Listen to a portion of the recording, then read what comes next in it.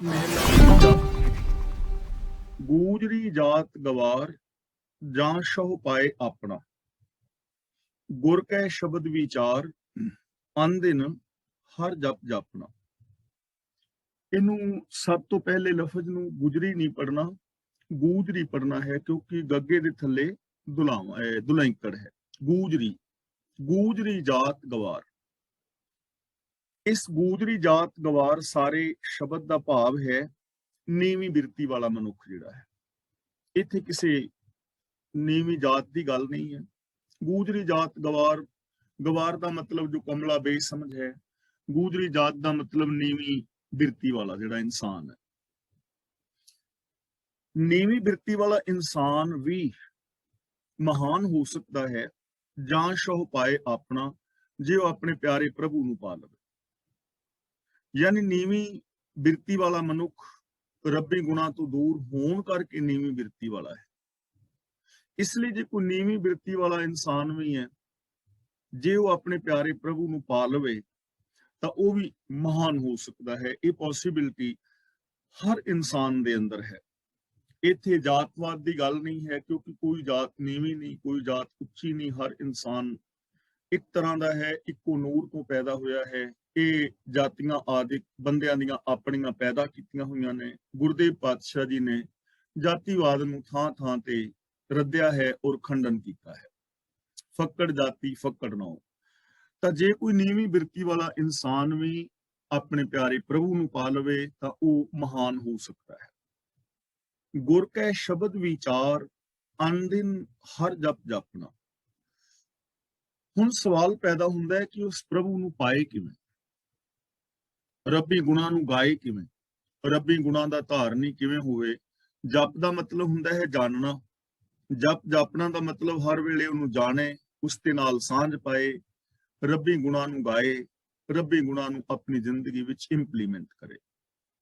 ਗੁਰ ਕੈ ਸ਼ਬਦ ਦਾ ਮਤਲਬ ਗੁਰੂ ਦੇ ਸ਼ਬਦ ਰਾਹੀਂ, ਵਿਚਾਰ ਦਾ ਮਤਲਬ ਵਿਚਾਰ ਕੇ। ਜੋ ਸਤਿਗੁਰ ਦੇ ਸ਼ਬਦ ਦੁਆਰਾ ਵਿਚਾਰ ਕੇ ਹਰ ਰੋਜ਼ ਹਰ ਸਮੇਂ ਰੱਬੀ ਗੁਣਾਂ ਨੂੰ ਗਾਉਂਦਾ ਹੈ, ਉਹ ਇਨਸਾਨ ਨੀਵੇਂ ਤੋਂ ਉੱਚਾ ਹੋ ਜਾਂਦਾ ਹੈ। ਯਾਨੀ ਨੀਵੇਂ ਤੋਂ ਉੱਚਾ ਹੋਣ ਦਾ ਇੱਕੋ ਹੀ ਸਾਧਨ ਹੈ ਗੁਰੂ ਦੇ ਉਪਦੇਸ਼ ਦੇ ਧਾਰਨੀ ਹੋ ਕੇ, ਗੁਰੂ ਸ਼ਬਦ ਨੂੰ, ਗੁਰੂ ਗਿਆਨ ਨੂੰ ਆਪਣੇ ਹਿਰਦੇ ਵਿੱਚ ਵਸਾ ਕੇ ਹਰ ਪਲ ਬੰਦਾ ਹਰ ਜਪ ਜਾਪਣਾ ਦਾ ਮਤਲਬ ਰੱਬ ਦੇ ਨਾਲ ਸਾਂਝ ਪਾਏ, ਰੱਬੀ ਗੁਣਾਂ ਨੂੰ ਗਾਏ, ਰੱਬੀ ਗੁਣਾਂ ਦਾ ਧਾਰਨੀ ਹੋਵੇ, ਰੱਬ ਦੀ ਸਿਫਤ ਸਲਾਹ ਕਰੇ। ਤਾਂ ਇਸ ਤਰ੍ਹਾਂ ਨੀਵੀਂ ਬਿਰਤੀ ਵਾਲਾ ਇਨਸਾਨ ਵੀ ਮਹਾਨ ਹੋ ਜਾਂਦਾ ਹੈ। ਉਹਦੇ ਔਗਣ ਖਤਮ ਹੋ ਜਾਂਦੇ ਨੇ, ਉਸ ਦੇ ਅੰਦਰ ਵੀ ਸ਼ੁਭ ਗੁਣ ਆ ਜਾਂਦੇ। ਜਿਸ ਸਤਿਗੁਰ ਮਿਲੈ ਤਿਸ ਭਉ ਪਵੈ, ਸਾ ਕੁਲਵੰਤੀ ਨਾਰ। ਕੁਲਵੰਤੀ ਦਾ ਮਤਲਬ ਚੰਗੇ ਕੁਲ ਵਾਲੀ। ਹੁਣ ਆਮ ਕਿਹਾ ਜਾਂਦਾ ਹੈ ਕਿ ਫਲਾਂ ਔਰਤ ਜਾਂ ਫਲਾਂ ਬੰਦਾ ਮਾੜੀ ਕੁਲ ਦਾ ਹੈ, ਨੀਵੀਂ ਕੁਲ ਦਾ ਹੈ, ਮੈਂ ਉੱਚੀ ਕੁਲ ਦਾ ਹਾਂ। ਤਾਂ ਇੱਥੇ ਉੱਚੀ ਔਰ ਨੀਵੀਂ ਕੁਲ ਦੀ ਗੱਲ ਨਹੀਂ ਹੈ। ਨੀਵੀਂ ਔਰ ਉੱਚੀ ਕੁਲ ਕੀ ਹੈ? ਜਿਸ ਬੰਦੇ ਦੀ ਸੋਚ ਨੀਵੀਂ ਹੈ, ਸੋਚ ਮਾੜੀ ਹੈ, ਉਹ ਨੀਵਾਂ ਹੈ। ਜਿਸ ਬੰਦੇ ਦੀ ਸੋਚ ਮਹਾਨ ਹੈ, ਉਹ ਬੰਦਾ ਮਹਾਨ। ਤਾਂ ਗੁਰੂ ਪਾਤਸ਼ਾਹ ਜੀ ਕਹਿੰਦੇ ਨੇ, ਜੇ ਕਿਸੇ ਨੂੰ ਗੁਰੂ ਮਿਲ ਜਾਂਦਾ ਹੈ, ਜੇ ਸਤਿਗੁਰ ਮਿਲੇ, ਜਿਸ ਨੂੰ ਗੁਰੂ ਮਿਲਦਾ ਹੈ, ਭਾਵ ਜੋ ਗੁਰੂ ਦੇ ਚਰਨਾਂ ਦੀ ਸ਼ਰਨ ਲੈਂਦਾ ਹੈ, ਤਿਸ ਭਉ ਪਵੈ, ਉਹਦੇ ਜੀਵਨ ਦੀ ਨਿਸ਼ਾਨੀ ਇਹ ਹੈ ਕਿ ਉਸ ਦੀ ਜ਼ਿੰਦਗੀ ਦੇ ਅੰਦਰ ਡਰ ਪੈਦਾ ਹੁੰਦਾ ਹੈ। ਡਰ ਦਾ ਮਤਲਬ ਇੱਥੇ ਅਦਬ। ਉਹਦੀ ਜ਼ਿੰਦਗੀ ਦੇ ਅੰਦਰ ਅਦਬ ਪੈਦਾ ਹੋ ਜਾਂਦਾ ਹੈ। ਉਹ ਗੁਰੂ ਦਾ ਅਦਬ ਕਰਦਾ ਹੈ, ਪ੍ਰਭੂ ਦਾ ਅਦਬ ਕਰਦਾ ਹੈ, ਇਸ ਸੰਸਾਰ ਦੇ ਅੰਦਰ ਆਮ ਮਨੁੱਖਾਂ ਦਾ ਅਦਬ ਕਰਦਾ ਹੈ। ਉਹਦੇ ਜੀਵਨ ਦੇ ਵਿੱਚ ਅਦਬ ਪੈਦਾ ਹੋ ਜਾਂਦਾ ਹੈ। ਤੇ ਜਿਸ ਬੰਦੇ ਦੇ ਜੀਵਨ ਵਿੱਚ ਅਦਬ ਹੋਏਗਾ, ਉਹ ਆਪਣੇ ਤੋਂ ਵੱਡਿਆਂ ਦਾ ਸਤਿਕਾਰ ਕਰੇਗਾ, ਹਮ ਉਮਰ ਦੇ ਨਾਲ ਪਿਆਰ ਕਰੇਗਾ ਔਰ ਨਿੱਕਿਆਂ ਦੇ ਨਾਲ ਸਨੇਹ ਕਰੇਗਾ। ਇਹ ਹੈ ਸਾਰੀਆਂ ਚੀਜ਼ਾਂ ਇੱਕੋ ਹੀ ਨੇ, ਸਿਰਫ ਇਹਨਾਂ ਨੂੰ ਅਸੀਂ ਨਾਮ ਦਿੱਤੇ ਨੇ ਉਮਰ ਦੇ ਲਿਹਾਜ਼ ਨਾਲ, ਕਿ ਆਪਣੇ ਤੋਂ ਵੱਡੇ ਨਾਲ ਪਿਆਰ ਕੀਤਾ ਜਾ ਰਿਹਾ ਹੈ ਤੇ ਉਹਨੂੰ ਸਤਿਕਾਰ ਕਿਹਾ ਹੈ। ਆਪਣੇ ਹਮ ਉਮਰ ਦੇ ਨਾਲ ਜੋ ਪਿਆਰ ਹੈ ਉਹਨੂੰ ਪਿਆਰ ਕਹਿ ਰਹੇ ਹਾਂ, ਤੇ ਆਪਣੇ ਤੋਂ ਨਿੱਕੇ ਦੇ ਨਾਲ ਜੋ ਹੈ ਉਹਨੂੰ ਸਨੇਹ ਕਹਿ ਰਹੇ ਹਾਂ। ਤਾਂ ਉਸ ਬੰਦੇ ਦੀ ਜ਼ਿੰਦਗੀ ਵਿੱਚ ਅਦਬ ਪੈਦਾ ਹੋ ਜਾਏਗਾ, ਵੱਡਿਆਂ ਦਾ ਸਤਿਕਾਰ ਕਰੇਗਾ, ਹਮ ਉਮਰ ਨਾਲ ਪਿਆਰ ਕਰੇਗਾ, ਬੱਚਿਆਂ ਦੇ ਨਾਲ ਸਨੇਹ ਕਰੇਗਾ, ਰੱਬੀ ਗੁਣਾਂ ਦੇ ਨਾਲ ਉਸ ਦੀ ਪ੍ਰੀਤ ਹੋਏਗੀ, ਸੱਚ ਦੇ ਨਾਲ ਉਸ ਦੀ ਪ੍ਰੀਤ ਹੋਏਗੀ।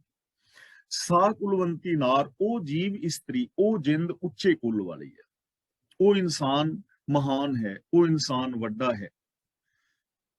सा हुक्म पछाणे कंत का, जिस ਨੂੰ ਕਿਰਪਾ ਕੀਤੀ ਕਰਤਾਰ, ਜਿਸ ਤੇ ਕਰਤਾਰ ਨੇ ਰਹਿਮਤ ਕੀਤੀ, ਉਹ ਪ੍ਰਭੂ ਦੇ ਹੁਕਮ ਨੂੰ ਪਛਾਣਦੀ ਹੈ। ਉਹ ਜਿੰਦ, ਉਹ ਜੀਵ, ਉਹ ਮਨੁੱਖ, ਇਸਤਰੀ ਪੁਰਸ਼ ਰੱਬੀ ਹੁਕਮ ਨੂੰ ਪਛਾਣਦਾ ਹੈ, ਜੋ ਰੱਬੀ ਰਹਿਮਤ ਦਾ ਪਾਤਰ ਬਣਿਆ ਹੈ।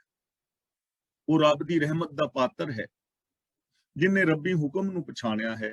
ਹੁਣ ਪਛਾਣਨ ਦਾ ਮਤਲਬ ਹੈ ਰੱਬ ਦੇ ਹੁਕਮ ਨੂੰ ਸਮਝ ਕੇ ਰੱਬੀ ਹੁਕਮ ਮੁਤਾਬਕ ਜ਼ਿੰਦਗੀ ਜੀਣੀ। ਰੱਬੀ ਹੁਕਮ ਦੇ ਨਾਲ ਸਾਂਝ ਪਾਉਣ ਦਾ ਮਤਲਬ ਹੈ ਪਛਾਣਨਾ। ਤਾਂ ਉਹ ਇਨਸਾਨ ਜੋ ਰੱਬੀ ਰਹਿਮਤ ਦਾ ਪਾਤਰ ਹੈ, ਉਹ ਰੱਬੀ ਹੁਕਮ ਦੇ ਅੰਦਰ ਜ਼ਿੰਦਗੀ ਜੀਂਦਾ ਹੈ, ਹੁਕਮ ਤੋਂ ਬਾਹਰ ਨਹੀਂ। ਉਹ ਰੱਬੀ ਰਜ਼ਾ ਦੇ ਅੰਦਰ ਆਪਣਾ ਜੀਵਨ ਬਿਤਾਉਂਦਾ ਹੈ, ਸੱਚ ਨੂੰ ਆਧਾਰ ਬਣਾ ਉਹ ਆਪਣੇ ਫਰਜ਼ਾਂ ਨੂੰ ਪੂਰਾ ਕਰਦਾ ਹੈ। ਉਹ ਕੁਚੱਜੀ ਕੁਲੱਖਣੀ, ਪਰ ਹਰ ਛੋਡੀ ਪਤਾਰ। ਪਰ ਗੁਰੂ ਪਾਤਸ਼ਾਹ ਜੀ ਕਹਿੰਦੇ ਨੇ, ਜੋ ਰੱਬੀ ਹੁਕਮ ਨੂੰ ਨਹੀਂ ਪਛਾਣਦੀ, ਜੀਵ ਇਸਤਰੀ ਜਿੰਦ ਇਨਸਾਨ ਇਸਤਰੀ ਪੁਰਸ਼ ਕੋਈ ਵੀ ਹੈ। ਕੁਚੱਜੀ ਦਾ ਮਤਲਬ ਭੈੜੇ ਲੱਛਣਾਂ ਵਾਲੀ ਹੈ, ਪਰ ਹਰ ਛੋਡੀ ਦਾ ਮਤਲਬ ਤਿਆਗ ਦਿੱਤੀ, ਪਤਾਰ ਦਾ ਮਤਲਬ ਪਤੀ ਨੇ। ਜਿਸ ਨੂੰ ਪ੍ਰਭੂ ਨੇ ਛੁੱਟੜ ਛੱਡ ਦਿੱਤਾ ਹੋਵੇ, ਉਹ ਜੀਵ ਇਸਤਰੀ ਕੁਚੱਜੀ ਔਰ ਖੋਟੇ ਲੱਛਣਾਂ ਵਾਲੀ ਹੈ। ਯਾਨੀ ਜੋ ਇਨਸਾਨ ਰੱਬੀ ਹੁਕਮ ਅਨੁਸਾਰ ਜ਼ਿੰਦਗੀ ਨਹੀਂ ਜੀ ਰਿਹਾ, ਉਹਦੇ ਲੱਛਣ ਮਾੜੇ ਹੋਣਗੇ, ਉਹਦਾ ਨਜ਼ਰੀਆ ਮਾੜਾ, ਉਹਦੀ ਬੋਲ ਬਾਣੀ ਮਾੜੀ, ਉਹਦਾ ਬਿਹੇਵੀਅਰ ਮਾੜਾ, ਭੈੜੇ ਲੱਛਣ, ਭੈੜੇ ਕਰਮ, ਭੈੜੀ ਸੋਚ। ਤੇ ਐਸੇ ਜਿਹੜਾ ਜੀਵ ਨੇ ਉਹਨਾਂ ਨੂੰ ਰੱਬ ਨੇ ਛੱਡ ਦਿੱਤਾ ਹੁੰਦਾ ਹੈ। ਛੱਡਣ ਦਾ ਮਤਲਬ ਕਿ ਉਹਨਾਂ ਦਾ ਰੱਬ ਦੇ ਨਾਲ ਸੰਬੰਧ ਨਹੀਂ ਹੁੰਦਾ, ਪ੍ਰਭੂ ਦੇ ਨਾਲ ਮਿਲਾਪ ਉਹਨਾਂ ਦਾ ਨਹੀਂ ਹੁੰਦਾ, ਕਿਉਂਕਿ ਉਹ ਕੁਚੱਜੇ ਲੱਛਣਾਂ ਵਾਲੇ ਨੇ, ਉਹ ਰੱਬ ਤੋਂ ਛੁੱਟੜ ਹੋਏ ਨੇ, ਰੱਬ ਤੋਂ ਉਹ ਵਿਛੜੇ ਹੋਏ ਨੇ। ਤਾਂ ਇਹਦਾ ਮਤਲਬ ਜੋ ਸ਼ੁਭ ਗੁਣਾਂ ਦੇ ਨਾਲ ਜੁੜੇ ਨੇ, ਉਹ ਪ੍ਰਭੂ ਦੇ ਨਾਲ ਜੁੜੇ ਨੇ, ਔਰ ਜਿਨ੍ਹਾਂ ਦੇ ਲੱਛਣ ਮਾੜੇ ਨੇ, ਉਹ ਪ੍ਰਭੂ ਦੇ ਨਾਲੋਂ ਦੂਰ ਨੇ, ਕਿਉਂਕਿ ਇਹ ਮਾੜੇ ਲੱਛਣ, ਮਾੜੇ ਕਰਮ ਰੱਬ ਤੋਂ ਦੂਰ ਲੈ ਜਾਂਦੇ ਨੇ, ਔਰ ਜੋ ਰੱਬੀ ਗੁਣ ਨੇ ਉਹੀ ਸਾਨੂੰ ਰੱਬ ਦੇ ਨਜ਼ਦੀਕ ਲੈ ਆਉਂਦੇ ਨੇ। ਤਾਂ ਉਹ ਇਨਸਾਨ ਕੁਚੱਜਾ ਹੈ, ਮਾੜੇ ਲੱਛਣਾਂ ਵਾਲਾ ਹੈ, ਉਹਨੂੰ ਪ੍ਰਭੂ ਨੇ ਛੱਡ ਦਿੱਤਾ ਹੈ, ਭਾਵ ਕਿ ਉਹ ਰੱਬ ਤੋਂ ਵਿਛੜਿਆ ਰਹਿੰਦਾ ਹੈ। ਭੈ ਪੈ ਮਲ ਕੱਟੀਐ, ਨਿਰਮਲ ਹੋਵੇ ਸਰੀਰ। ਇਹਨੂੰ ਭੈ ਪਈਏ ਨਹੀਂ ਪੜਨਾ, ਪਈਐ, ਕਿਉਂਕਿ ਈੜੀ ਦੇ ਨਾਲ ਸਿਹਾਰੀ ਹੈ। ਪੈ ਦਾ ਮਤਲਬ ਪੈਣ ਨਾਲ, ਡਰ ਵਸਣ ਨਾਲ। ਭੈ ਪੈ ਦਾ ਮਤਲਬ ਜੇ ਪ੍ਰਭੂ ਦਾ ਡਰ ਅਦਬ ਮਨ ਵਿੱਚ ਵਸ ਜਾਏ, ਜੇ ਹਿਰਦੇ ਅੰਦਰ, ਸੋਚ ਅੰਦਰ, ਮਨ ਅੰਦਰ ਰੱਬੀ ਪਿਆਰ, ਰੱਬੀ ਅਦਬ ਵਸ ਜਾਏ, ਤਾਂ ਉਹਦੇ ਨਾਲ ਕੀ ਹੁੰਦਾ ਹੈ? ਮਲ ਕੱਟੀ ਹੈ, ਮਨ ਦੀ ਮੈਲ ਕੱਟੀ ਜਾਂਦੀ। ਨਿਰਮਲ ਹੋਵੇ ਸਰੀਰ, ਤੇ ਉਹਦਾ ਸਰੀਰ ਵੀ ਪਵਿੱਤਰ ਹੋ ਜਾਂਦਾ ਹੈ। ਦੇਖੋ ਹੁਣ ਮਨ ਦੀ ਮੈਲ ਕੱਟੀ ਗਈ ਤੇ ਪਵਿੱਤਰ ਸਰੀਰ ਹੋ ਗਿਆ। ਆਮ ਕਰਕੇ ਕੀ ਹੁੰਦਾ ਹੈ ਕਿ ਲੋਕ ਸਰੀਰ ਨੂੰ ਤੀਰਥਾਂ ਤੇ ਧੋ ਰਹੇ ਨੇ, ਮਤਲਬ ਇਸ਼ਨਾਨ ਆਦਿ ਕਰ ਰਹੇ ਨੇ, ਬਾਹਰੋਂ ਸਰੀਰ ਨੂੰ ਬੜਾ ਸਾਫ਼ ਰੱਖਿਆ, ਪਰ ਅੰਦਰ ਸੋਚ ਦੇ ਮੈਲ ਹੈ, ਸੋਚ ਮੈਲੀ ਹੈ। ਤਾਂ ਉਹਨਾਂ ਦੇ ਸਾਫ਼ ਸੁਥਰੇ ਸਰੀਰ ਦੇ ਨਾਲ ਵੀ ਜੋ ਕੰਮ ਹੋਣਗੇ ਉਹ ਮੈਲੇ ਹੋਣਗੇ। ਵੇਖਣਾ ਮੈਲਾ ਹੋਏਗਾ, ਬੋਲ ਮੈਲੇ ਹੋਣਗੇ, ਕਰਮ ਮੈਲੇ ਹੋਣਗੇ। ਪਰ ਜਿਸ ਤੇ ਮਨ ਦੀ ਮੈਲ ਕੱਟੀ ਜਾਏ, ਜਿਸ ਦੀ ਸੋਚ ਸੁਥਰੀ ਸਾਫ਼ ਹੋ ਜਾਏ, ਫਿਰ ਉਹਦਾ ਸਰੀਰ ਕਿਵੇਂ ਪਵਿੱਤਰ ਹੁੰਦਾ ਹੈ? ਮੀਨਸ ਉਹਦੇ ਸਰੀਰ ਦੇ ਜੋ ਕੰਮ ਨੇ ਉਹ ਵੀ ਨਿਰਮਲ ਹੋ ਜਾਂਦੇ ਨੇ।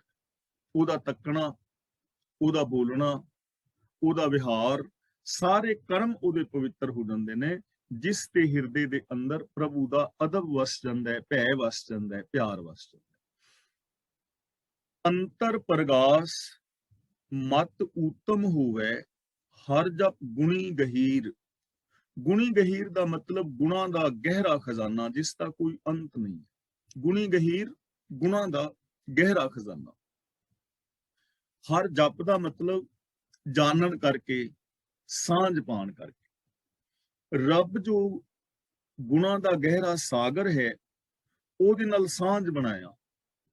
ਅੰਤਰ ਪ੍ਰਗਾਸ ਮਤ ਉੱਤਮ ਹੋਵੇ, ਉਹਦੇ ਅੰਦਰ ਚਾਨਣਾ ਹੋ ਜਾਂਦਾ ਹੈ, ਔਰ ਉਹਦੀ ਮਤ ਉਜਵਲ ਹੋ ਜਾਂਦੀ ਹੈ। ਮਤ ਉੱਤਮ ਹੋਵੇ ਦਾ ਮਤਲਬ ਉਹਦੀ ਮਤ ਉਜਵਲ ਹੋ ਜਾਂਦੀ ਹੈ, ਔਰ ਉਹਦੇ ਅੰਦਰ ਆਤਮਿਕ ਜੀਵਨ ਦਾ ਚਾਨਣਾ ਹੋ ਜਾਂਦਾ ਹੈ, ਭਾਵ ਉਹ ਆਤਮਿਕ ਜੀਵਨ ਨੂੰ ਜਾਣ ਲੈਂਦਾ ਹੈ, ਉਹ ਆਤਮਿਕ ਜੀਵਨ ਨੂੰ ਸਮਝ ਲੈਂਦਾ ਹੈ, ਉਹਦੇ ਅੰਦਰ ਗੁਣ ਚਮਕ ਪੈਂਦੇ ਨੇ, ਉਹਦੀ ਜੋ ਮਤ ਹੈ ਉੱਤਮ ਹੋ ਜਾਂਦੀ ਹੈ, ਭਾਵ ਕਿ ਉਹ ਆਪਣੇ ਗਿਆਨ ਦਾ ਸਹੀ ਯੂਜ਼ ਕਰਦਾ ਹੈ, ਆਪਣੀ ਮੱਤ ਦੇ ਨਾਲ ਫਿਰ ਉਹ ਸਹੀ ਫੈਸਲੇ ਲੈਂਦਾ ਹੈ, ਕਿਉਂਕਿ ਉਹਨੂੰ ਰੱਬੀ ਰਜ਼ਾ ਵਿੱਚ ਤੁਰਨ ਕਰਕੇ ਵਿਵੇਕ ਬੁੱਧ ਮਿਲ ਗਈ ਹੈ, ਉਹਦਾ ਰੱਬੀ ਗੁਣਾਂ ਦੇ ਨਾਲ ਉਹਦੀ ਸਾਂਝ ਪੈ ਗਈ ਹੈ, ਰੱਬੀ ਗੁਣਾਂ ਦਾ ਉਹ ਧਾਰਨੀ ਹੋ ਗਿਆ ਹੈ, ਇਸ ਲਈ ਉਹਦੀ ਮੱਤ ਵੀ ਉੱਤਮ ਹੋ ਗਈ ਹੈ। ਮੱਤ ਦੇ ਨਾਲ ਉਹ ਚੰਗੇ ਕਰਮ ਕਰਦਾ ਹੈ, ਮੱਤ ਦੇ ਨਾਲ ਉਹ ਚੰਗੇ ਫੈਸਲੇ ਲੈਂਦਾ ਹੈ। ਇਸ ਤਰ੍ਹਾਂ ਉਹਦੇ ਅੰਦਰ ਗਿਆਨ ਦਾ ਚਾਨਣਾ ਹੁੰਦਾ ਹੈ, ਭਾਵ ਕਿ ਉਹਦੇ ਅੰਦਰ ਸ਼ੁਭ ਗੁਣ ਚਮਕ ਪੈਂਦੇ ਨੇ। ਭੈ ਵਿੱਚ ਬੈਸੇ, ਭੈ ਵਿੱਚ ਬੈਸੈ, ਭੈ ਰਹਿ, ਭੈ ਵਿੱਚ ਕਮਾਵੇ ਕਾਰ। ਤੇ ਜਿਹੜਾ ਅਜਿਹਾ ਇਨਸਾਨ ਹੈ, ਭੈ ਵਿੱਚ ਬੈਸੇ ਦਾ ਮਤਲਬ ਬੈਠਦਾ ਹੈ, ਬੈਠਣ ਦਾ ਮਤਲਬ ਟਿਕਿਆ ਰਹਿੰਦਾ ਹੈ। ਭੈ ਰਹਿ ਦਾ ਮਤਲਬ ਭੈ ਵਿੱਚ ਹੀ ਰਹਿੰਦਾ ਹੈ। ਭੈ ਵਿੱਚ ਕਮਾਵੇ ਕਾਰ, ਤੇ ਕਾਰ ਦਾ ਮਤਲਬ ਕਿਰਤਕਾਰ, ਯਾਨੀ ਉਹ ਉੱਠਦਾ ਬੈਠਦਾ ਰੱਬੀ ਭੈ ਦੇ ਵਿੱਚ ਹੈ। ਭੈ ਦਾ ਮਤਲਬ ਹੁਕਮ ਵਿੱਚ ਹੈ, ਅਦਬ ਵਿੱਚ ਹੈ, ਤੇ ਜਿਹੜੀ ਕਾਰ ਕਰਮ ਕਰ ਰਿਹਾ ਹੈ ਉਹ ਵੀ ਭੈ ਦੇ ਵਿੱਚ ਹੈ। ਜੇ ਕਿਤੇ ਉਹ ਬੈਠਾ ਹੈ ਤਾਂ ਵੀ ਉਹ ਰੱਬੀ ਅਦਬ ਦੇ ਵਿੱਚ ਹੈ, ਜੇ ਉਹ ਰਹਿ ਰਿਹਾ ਹੈ, ਜ਼ਿੰਦਗੀ ਗੁਜ਼ਾਰ ਰਿਹਾ ਹੈ, ਤਾਂ ਵੀ ਉਹ ਰੱਬੀ ਅਦਬ ਦੇ ਵਿੱਚ ਹੈ, ਔਰ ਜੇ ਕਾਰ ਕਰਮ ਕਰ ਰਿਹਾ ਹੈ, ਕਿਰਤ ਕਰ ਰਿਹਾ ਹੈ, ਉਹ ਵੀ ਰੱਬੀ ਅਦਬ ਦੇ ਅੰਦਰ, ਪਿਆਰ ਦੇ ਅੰਦਰ, ਹੁਕਮ ਦੇ ਅੰਦਰ ਹੈ। ਹੁਣ ਭੈ ਦੇ ਵਿੱਚ ਬਹਿਣਾ, ਭੈ ਵਿੱਚ ਰਹਿਣਾ, ਭੈ ਵਿੱਚ ਕਾਰ ਕਰਨੀ, ਯਾਨੀ ਰੱਬੀ ਹੁਕਮ ਦੇ ਅੰਦਰ, ਰੱਬੀ ਅਦਬ ਦੇ ਅੰਦਰ, ਰੱਬੀ ਪਿਆਰ ਵਿੱਚ ਗੁਣਾਂ ਵਾਲੀ ਕਾਰ ਕਰਨੀ, ਗੁਣਾਂ ਵਾਲੀ ਜ਼ਿੰਦਗੀ ਜੀਣੀ। ਇਹ ਕੰਮ ਕਰਨ ਦੇ ਨਾਲ ਮਿਲੇਗਾ ਕੀ? ਜੇ ਅਸੀਂ ਰੱਬੀ ਅਦਬ ਵਿੱਚ ਰਹਿਣਾ, ਬਹਿਣਾ, ਬੋਲਣਾ, ਚੱਲਣਾ ਸਿੱਖ ਜਾਈਏ ਤਾਂ ਇਹਦਾ ਰਿਜ਼ਲਟ ਕੀ ਨਿਕਲੇਗਾ? ਤਾਂ ਇਹਦੇ ਬਦਲੇ ਵਿੱਚ 3 ਚੀਜ਼ਾਂ ਮਿਲਣਗੀਆਂ, ਜੋ ਅਗਲੀ ਪੰਕਤੀ ਵਿੱਚ ਦੱਸ ਰਹੇ ਨੇ। ਇੱਥੇ ਸੁਖ, ਵਡਿਆਈਆਂ, ਦਰਗਾਹ, ਮੋਖ ਦੁਆਰ। ਇੱਥੇ ਸੁਖ ਯਾਨੀ ਇਸ ਜ਼ਿੰਦਗੀ ਦੇ ਅੰਦਰ ਉਹਨੂੰ ਸੁਖ ਮਿਲਣਗੇ, ਵਡਿਆਈਆਂ ਮਿਲਣਗੀਆਂ। ਵਡਿਆਈਆਂ ਦਾ ਮਤਲਬ ਮਾਨ ਆਦਰ ਮਿਲੇਗਾ, ਪਿਆਰ ਮਿਲੇਗਾ। ਦਰਗਾਹ, ਮੋਖ ਦੁਆਰ, ਤੇ ਰੱਬੀ ਦਰ ਦੇ ਉੱਤੇ ਉਹਨੂੰ ਮੁਕਤੀ ਮਿਲੇਗੀ, ਭਾਵ ਕਿ ਉਹ ਮੁਕਤੀ ਦਾ ਦਰ ਪਾ ਲਵੇਗਾ, ਵਿਕਾਰਾਂ ਤੋਂ ਉਹਦੀ ਖਲਾਸੀ ਹੋ ਜਾਏਗੀ, ਰੱਬੀ ਦਰ ਤੇ ਉਹ ਪ੍ਰਵਾਨ ਹੋ ਜਾਏਗਾ। ਸੰਸਾਰ ਦੇ ਅੰਦਰ ਰਹਿੰਦਾ ਹੋਇਆ ਹੀ ਉਹ ਰੱਬ ਦੇ ਅੰਦਰ ਲੀਨ ਹੋ ਜਾਏਗਾ। ਹੁਣ ਸਾਨੂੰ 3 ਚੀਜ਼ਾਂ ਸਾਡੀ ਮੰਗ ਹੈ ਨਾ ਆਮ ਬੰਦੇ ਦੀ, ਕਿ ਮੈਨੂੰ ਸੁੱਖ ਮਿਲੇ, ਮੈਨੂੰ ਮਾਣ, ਵਡਿਆਈ, ਪਿਆਰ, ਸਤਿਕਾਰ ਮਿਲੇ, ਔਰ ਮੈਂ ਮੁਕਤ ਹੋ ਜਾਵਾਂ। ਇਹ ਤਿੰਨੇ ਹੀ ਚੀਜ਼ਾਂ ਮਿਲ ਜਾਣਗੀਆਂ ਜੇ ਰੱਬੀ ਅਦਬ ਦੇ ਅੰਦਰ ਬੰਦਾ ਰਹਿਣਾ ਸਿੱਖ ਜਾਏ। ਭੈ ਵਿੱਚ ਬੈਸੈ, ਭੈ ਰਹਿ, ਭੈ ਵਿੱਚ ਕਮਾਵੇ ਕਾਰ। ਫਿਰ ਕੀ ਮਿਲੇਗਾ? ਇੱਥੇ ਸੁੱਖ, ਜ਼ਿੰਦਗੀ ਦੇ ਅੰਦਰ ਸੁੱਖ ਮਿਲੇਗਾ। ਦੂਜਾ, ਵਡਿਆਈਆਂ ਮਿਲਣਗੀਆਂ, ਤੁਹਾਡੀ ਵਡਿਆਈ ਹੋਏਗੀ, ਸਿਫਤ ਹੋਏਗੀ, ਮਾਣ ਮਿਲੇਗਾ, ਪਿਆਰ ਔਰ ਸਤਿਕਾਰ ਮਿਲੇਗਾ। ਤੇ ਨਾਲ ਦਰਗਾਹ, ਮੋਖ ਦੁਆਰ, ਮੋਕਸ਼ ਦਾ ਦੁਆਰਾ ਮਿਲ ਜਾਏਗਾ, ਮੁਕਤ ਹੋ ਜਾਵਾਂਗੇ, ਰੱਬ ਦੇ ਅੰਦਰ ਲੀਨ ਹੋ ਕੇ ਰੱਬੀ ਦਰ ਤੇ ਪ੍ਰਵਾਨ ਹੋ ਜਾ। ਭੈ ਤੇ ਨਿਰਭਉ ਪਾਈਐ, ਮਿਲ ਜੋਤੀ ਜੋਤ ਅਪਾਰ। ਭੈ ਤੇ ਦਾ ਮਤਲਬ ਜੇ ਰੱਬੀ ਦਰ ਦੇ ਵਿੱਚ ਰਿਹਾ ਜਾਏ ਤਾਂ ਫਿਰ ਨਿਰਭੈਤਾ ਮਿਲ ਜਾਂਦੀ। ਜੇ ਰੱਬ ਦਾ ਡਰ ਆਪਣੇ ਮਨ ਦੇ ਵਿੱਚ ਬੰਦਾ ਬਿਠਾ ਲੈ ਨਾ, ਪਿਆਰ, ਅਦਬ, ਤਾਂ ਫਿਰ ਉਹ ਬੰਦਾ ਨਿਰਭਉ ਹੋ ਜਾਏਗਾ। ਭੈ ਤੇ ਨਿਰਭਉ ਪਾਈ ਹੈ, ਰੱਬੀ ਅਦਬ ਦੇ ਅੰਦਰ ਰਹਿਣ ਦੇ ਨਾਲ ਬੰਦਾ ਨਿਰਭੈਤਾ ਵਾਲੀ ਪਦਵੀ ਪਾ ਲੈਂਦਾ, ਫਿਰ ਉਹਨੂੰ ਕੋਈ ਭੈ ਨਹੀਂ ਰਹਿ ਜਾਂਦਾ, ਉਹਦੇ ਮਨ ਵਿੱਚ ਕੋਈ ਡਰ ਨਹੀਂ ਰਹਿ ਜਾਂਦਾ, ਨਿਰਭਉ ਹੋ ਜਾਂਦਾ ਹੈ, ਕਿਉਂਕਿ ਉਹਨੂੰ ਸਮਝ ਆ ਜਾਂਦੀ ਹੈ ਕਿ ਜੋ ਕੁਝ ਹੋ ਰਿਹਾ ਹੈ ਰੱਬੀ ਰਜ਼ਾ ਦੇ ਵਿੱਚ ਹੋ ਰਿਹਾ ਹੈ। ਰੱਬੀ ਰਜ਼ਾ ਤੋਂ ਬਾਹਰ ਕੁਝ ਨਹੀਂ ਹੋ ਸਕਦਾ, ਰੱਬੀ ਰਜ਼ਾ ਤੋਂ ਬਾਹਰ, ਰੱਬੀ ਹੁਕਮ ਤੋਂ ਬਾਹਰ, ਲਾ ਆਫ ਨੇਚਰ ਤੋਂ ਬਾਹਰ ਕੁਝ ਨਹੀਂ ਹੋ ਸਕਦਾ। ਫਿਰ ਉਹਨੂੰ ਨਾ ਤੇ ਕਿਸੇ ਬਾਬੇ ਦੇ ਵਰ ਦਾ ਲਾਲਚ ਰਹਿੰਦਾ ਹੈ, ਨਾ ਉਹਨੂੰ ਕਿਸੇ ਬਾਬੇ ਦੇ ਸਰਾਪ ਦਾ ਡਰ ਰਹਿੰਦਾ ਹੈ, ਨਾ ਉਹਦੇ ਅੰਦਰ ਭੂਤਾਂ ਪ੍ਰੇਤਾਂ ਦਾ ਡਰ ਹੈ, ਨਾ ਜੰਤਰਾਂ ਮੰਤਰਾਂ ਦਾ ਡਰ ਹੈ, ਨਾ ਟੂਣੇ ਤਵੀਤਾਂ ਦਾ ਡਰ ਹੈ, ਔਰ ਨਾ ਹੀ ਕਿਸੇ ਜੋਤਸ਼ੀਆਂ ਦਾ ਡਰ ਹੈ, ਨਾ ਕੀਤੇ ਕਿਰਾਏ ਦਾ ਡਰ ਹੈ। ਕੋਈ ਹੈ ਹੀ ਨਹੀਂ ਡਰ, ਕਿਉਂਕਿ ਉਹਨੂੰ ਪਤਾ ਹੈ ਚੀਜ਼ਾਂ ਹੈ ਹੀ ਨਹੀਂ, ਰੱਬੀ ਰਜ਼ਾ ਦੇ ਅੰਦਰ ਸਾਰਾ ਕੁਝ ਹੈ, ਰੱਬੀ ਰਜ਼ਾ ਤੋਂ ਬਾਹਰ ਕੁਝ ਹੋ ਹੀ ਨਹੀਂ ਸਕਦਾ। ਇਸ ਲਈ ਉਹਦੀ ਜ਼ਿੰਦਗੀ ਚੋਂ ਡਰ ਖਤਮ ਹੋ ਜਾਂਦੇ ਨੇ, ਉਹਨੂੰ ਨਿਰਭੈਤਾ ਮਿਲਦੀ ਹੈ, ਔਰ ਨਿਰਭੈਤਾ ਵਾਲੀ ਉਹ ਜ਼ਿੰਦਗੀ ਜੀਂਦਾ ਹੈ, ਯਾਨੀ ਪ੍ਰਭੂ ਨੂੰ ਪਾ ਲੈਂਦਾ ਹੈ, ਰੱਬ ਦੇ ਅੰਦਰ ਉਹ ਲੀਨ ਹੋ ਜਾਂਦਾ ਹੈ। ਮਿਲ ਜੋਤੀ ਜੋਤ ਅਪਾਰ, ਤੇ ਉਹਦੀ ਜਿਹੜੀ ਜੋਤ ਹੈ, ਜੋਤ ਮੀਨਸ ਸੋਚ, ਅਪਾਰ ਪ੍ਰਭੂ ਦੀ ਜੋਤ ਵਿੱਚ ਮਿਲ ਜਾਂਦੀ ਹੈ, ਰੱਬੀ ਸੋਚ ਦੇ ਵਿੱਚ ਮਿਲ ਜਾਂਦੀ ਹੈ। ਹੁਣ ਸਾਡੀ ਸੋਚ, ਰੱਬ ਦਾ ਔਰ ਸਾਡਾ ਫਰਕ ਕੀ ਹੈ? ਸੋਚ ਦਾ ਫਰਕ ਹੈ ਨਾ, ਸੋਚ ਦਾ ਫਰਕ ਹੈ। ਪ੍ਰਭੂ ਦੀ ਸੋਚ ਕੁਝ ਹੋਰ ਹੈ ਤੇ ਸਾਡੀ ਸੋਚ ਕੁਝ ਹੋਰ ਹੈ। ਸੋਚ ਰੱਬ ਦੇ ਵਿੱਚ ਮਿਲ ਜਾਏ, ਇਹੀ ਰੱਬ ਦਾ ਮਿਲਾਪ। ਇੱਕ ਬੂੰਦ ਔਰ ਇੱਕ ਸਾਗਰ ਦਾ ਫਰਕ ਕੀ ਹੈ? ਉਹ ਵੀ H2O ਤੇ ਉਹ ਵੀ H2O, ਬਸ ਉਹਦੇ ਵਿੱਚ ਮਿਲ ਜਾਣਾ ਹੈ, ਆਪਣਾ ਆਪਾ ਛੱਡ ਦੇਣਾ ਹੈ, ਆਪਣੀ ਸੀਮਤ ਸੋਚ ਨੂੰ ਵਿਸ਼ਾਲ ਸੋਚ ਦੇ ਅੰਦਰ ਮਿਲਾ ਦੇਣਾ ਹੈ। ਤਾਂ ਇਸ ਤਰ੍ਹਾਂ ਉਸ ਬੰਦੇ ਦੀ ਸੋਚ ਪ੍ਰਭੂ ਦੀ ਸੋਚ ਵਿੱਚ ਮਿਲ ਜਾਂਦੀ ਹੈ ਔਰ ਉਹ ਇਨਸਾਨ ਰੱਬ ਵਰਗਾ ਹੀ ਹੋ ਜਾਂਦਾ ਹੈ। ਜਿਵੇਂ ਅਸੀਂ ਆਮ ਰੋਜ਼ ਇਹ ਵਿਚਾਰ ਵੀ ਕਰਨੇ ਆ ਕਿ ਫਲਾਂ ਬੰਦਾ ਤਾਂ ਨਿਰਾ ਰੱਬ ਹੈ ਯਾਰ, ਉਹ ਬੰਦਾ ਤਾਂ ਰੱਬ ਵਰਗਾ ਹੈ, ਕਿਉਂਕਿ ਇਹਦੇ ਅੰਦਰ ਕੋਈ ਖੋਟ ਨਹੀਂ ਰਹਿ ਜਾਂਦਾ, ਕੋਈ ਗੁਨਾਹ ਨਹੀਂ ਰਹਿ ਜਾਂਦੇ, ਕੋਈ ਜ਼ਬਰ ਜ਼ੁਲਮ ਨਹੀਂ ਹੁੰਦਾ, ਉਹਦੇ ਅੰਦਰ ਸ਼ੁਭ ਗੁਣ ਹੁੰਦੇ। ਨਾਨਕ ਖਸਮੈ ਭਾਵੈ ਸਾ ਭਲੀ, ਜਿਸ ਨੂੰ ਆਪੇ ਬਖਸ਼ੇ ਕਰਤਾਰ। ਤਾਂ ਗੁਰੂ ਪਾਤਸ਼ਾਹ ਜੀ ਕਹਿੰਦੇ ਨੇ, ਜਿਸ ਨੂੰ ਕਰਤਾਰ ਆਪ ਬਖਸ਼ਦਾ ਹੈ, ਉਹ ਜੀਵ ਇਸਤਰੀ ਜੋ ਪ੍ਰਭੂ ਨੂੰ ਪਿਆਰੀ ਲੱਗਦੀ ਹੈ, ਉਹ ਜੀਵ ਇਸਤਰੀ ਚੰਗੀ ਹੈ। ਭਾਵ ਕਿ ਉਹ ਇਨਸਾਨ ਚੰਗੇ ਨੇ ਜਿਨ੍ਹਾਂ ਨੂੰ ਰੱਬ ਨੇ ਬਖਸ਼ਿਆ ਹੈ। ਭਾਵ ਜੋ ਰੱਬ ਦੀ ਬਖਸ਼ਿਸ਼ ਦੇ ਪਾਤਰ ਨੇ, ਉਹ ਚੰਗੇ ਨੇ, ਉਹ ਪਿਆਰੇ ਨੇ, ਉਹ ਰੱਬ ਨੂੰ ਵੀ ਪਿਆਰੇ ਲੱਗਦੇ ਨੇ। ਤੇ ਐਸੇ ਇਨਸਾਨ ਜਿਹੜੇ ਨੇ ਉਹ ਸਾਰੀ ਦੁਨੀਆ ਨੂੰ ਪ੍ਰਵਾਨ ਹੁੰਦੇ ਨੇ। ਪੰਜ ਪ੍ਰਵਾਨ, ਪੰਜ ਪ੍ਰਧਾਨ, ਪੰਚੇ ਪਾਵੇਂ ਦਰਗਾਹ ਮਾਨ, ਪੰਚੇ ਸੋਹੈ ਦਰ ਰਾਜਾਨ। ਕਿਉਂ? ਕਿਉਂਕਿ ਪੰਚਾਂ ਕਾ ਗੁਰ ਏਕ ਧਿਆਨ। ਜਿਹੜੇ ਇਹ ਸਚਿਆਰ ਪੁਰਸ਼ ਨੇ, ਇਹਨਾਂ ਦਾ ਧਿਆਨ ਇੱਕ ਰੱਬ ਵਿੱਚ, ਇੱਕ ਗੁਰੂ ਵਿੱਚ ਹੁੰਦਾ ਹੈ। ਇਹਨਾਂ ਦੇ ਧਿਆਨ ਦੇ ਅੰਦਰ ਇੱਕ ਗੁਰੂ ਹੁੰਦਾ ਹੈ। ਭਾਵ ਕਿ ਗੁਰੂ ਦੇ ਆਸ਼ੇ ਮੁਤਾਬਕ ਇਹ ਜ਼ਿੰਦਗੀ ਜੀਂਦੇ ਨੇ। ਤਾਂ ਜੋ ਪ੍ਰਭੂ ਨੂੰ ਭਾ ਜਾਏ, ਉਹੀ ਇਨਸਾਨ ਸਭ ਤੋਂ ਭਲਾ ਹੈ। ਜੋ ਰੱਬੀ ਬਖਸ਼ਿਸ਼ ਦਾ ਪਾਤਰ ਬਣ ਜਾਏ, ਉਹ ਇਨਸਾਨ ਹੀ ਸਭ ਤੋਂ ਚੰਗਾ ਹੈ।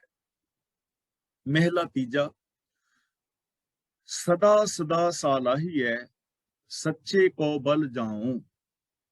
ਸਦਾ ਥਿਰ ਰਹਿਣ ਵਾਲੇ ਪ੍ਰਭੂ ਦੀ ਸਦਾ ਸਿਫਤ ਕਰਨੀ ਚਾਹੀਦੀ ਹੈ। ਤੇ ਗੁਰੂ ਜੀ ਕਹਿੰਦੇ ਨੇ, ਸੱਚੇ ਕੋ ਬਲ ਜਾਉ, ਮੈਂ ਉਸ ਪ੍ਰਭੂ ਤੋਂ ਸਦਕੇ ਜਾਂਦਾ ਹਾਂ, ਬਲਿਹਾਰ ਜਾਂਦਾ। ਸਦਾ ਉਹਦੀ ਸਿਫਤ ਕਰਨੀ ਚਾਹੀਦੀ ਹੈ। ਸਾਨੂੰ ਉਪਦੇਸ਼ ਕਰ ਰਹੇ ਨੇ ਹਰ ਇਨਸਾਨ ਨੂੰ, ਤੇ ਆਪ ਕਹਿ ਰਹੇ ਨੇ ਕਿ ਮੈਂ ਵੀ ਉਸ ਸੱਚੇ ਤੋਂ ਬਲਿਹਾਰ ਜਾਂਦਾ ਹਾਂ, ਸਦਕੇ ਜਾਂਦਾ ਹਾਂ। ਤੇ ਬਲਿਹਾਰ ਜਾਣ ਦਾ ਮਤਲਬ ਲਫ਼ਜ਼ੀ ਨਹੀਂ ਹੈ। ਬਲਿਹਾਰ, ਜਿਵੇਂ ਆਪਾਂ ਪਹਿਲਾਂ ਕਈ ਵਾਰ ਵਿਚਾਰ ਕੀਤੀ ਹੈ, ਬਲਿਹਾਰ ਦੋ ਸ਼ਬਦਾਂ ਤੋਂ ਬਣਿਆ ਹੈ, ਬਲ ਪਲਸ ਹਾਰ। ਹਾਰ ਦਾ ਮਤਲਬ ਹਾਰ ਜਾਣਾ, ਬਲ ਦਾ ਮਤਲਬ ਤਾਕਤ। ਆਪਣੀ ਤਾਕਤ ਹਾਰ ਜਾਣੀ, ਭਾਵ ਆਪਣੀ ਈਗੋ ਛੱਡ ਦੇਣੀ, ਸਮਰਪਣ ਕਰ ਦੇਣਾ। ਤਾਂ ਗੁਰੂ ਪਾਤਸ਼ਾਹ ਜੀ ਕਹਿੰਦੇ ਨੇ, ਪ੍ਰਭੂ ਅੱਗੇ ਸਮਰਪਣ ਕਰਨਾ ਚਾਹੀਦਾ ਹੈ। ਮੈਂ ਰੱਬ ਤੋਂ ਸਦਕੇ ਜਾਣਾ, ਕੁਰਬਾਨ ਜਾਂਦਾ, ਉਸ ਦੇ ਨਾਲ ਪ੍ਰੀਤ ਪਾਉਂਦਾ, ਉਹਦੇ ਗੁਣਾਂ ਨੂੰ ਗਾਉਂਦਾ, ਉਹਦੀ ਰਜ਼ਾ ਦੇ ਵਿੱਚ ਤੁਰਦਾ ਹਾਂ। ਤੇ ਸਾਨੂੰ ਸਾਰਿਆਂ ਨੂੰ ਸਦਾ ਸਦਾ ਉਹਦੀ ਸਿਫਤ ਕਰਨੀ ਚਾਹੀਦੀ ਹੈ, ਭਾਵ ਉਹਦੇ ਗੁਣਾਂ ਦੇ ਧਾਰਨੀ ਹੋਣਾ ਚਾਹੀਦਾ। ਨਾਨਕ ਏਕ ਛੋੜ ਦੂਜੇ ਲੱਗੈ, ਸਾ ਜਿਹਵਾ ਜਲ ਜਾਓ।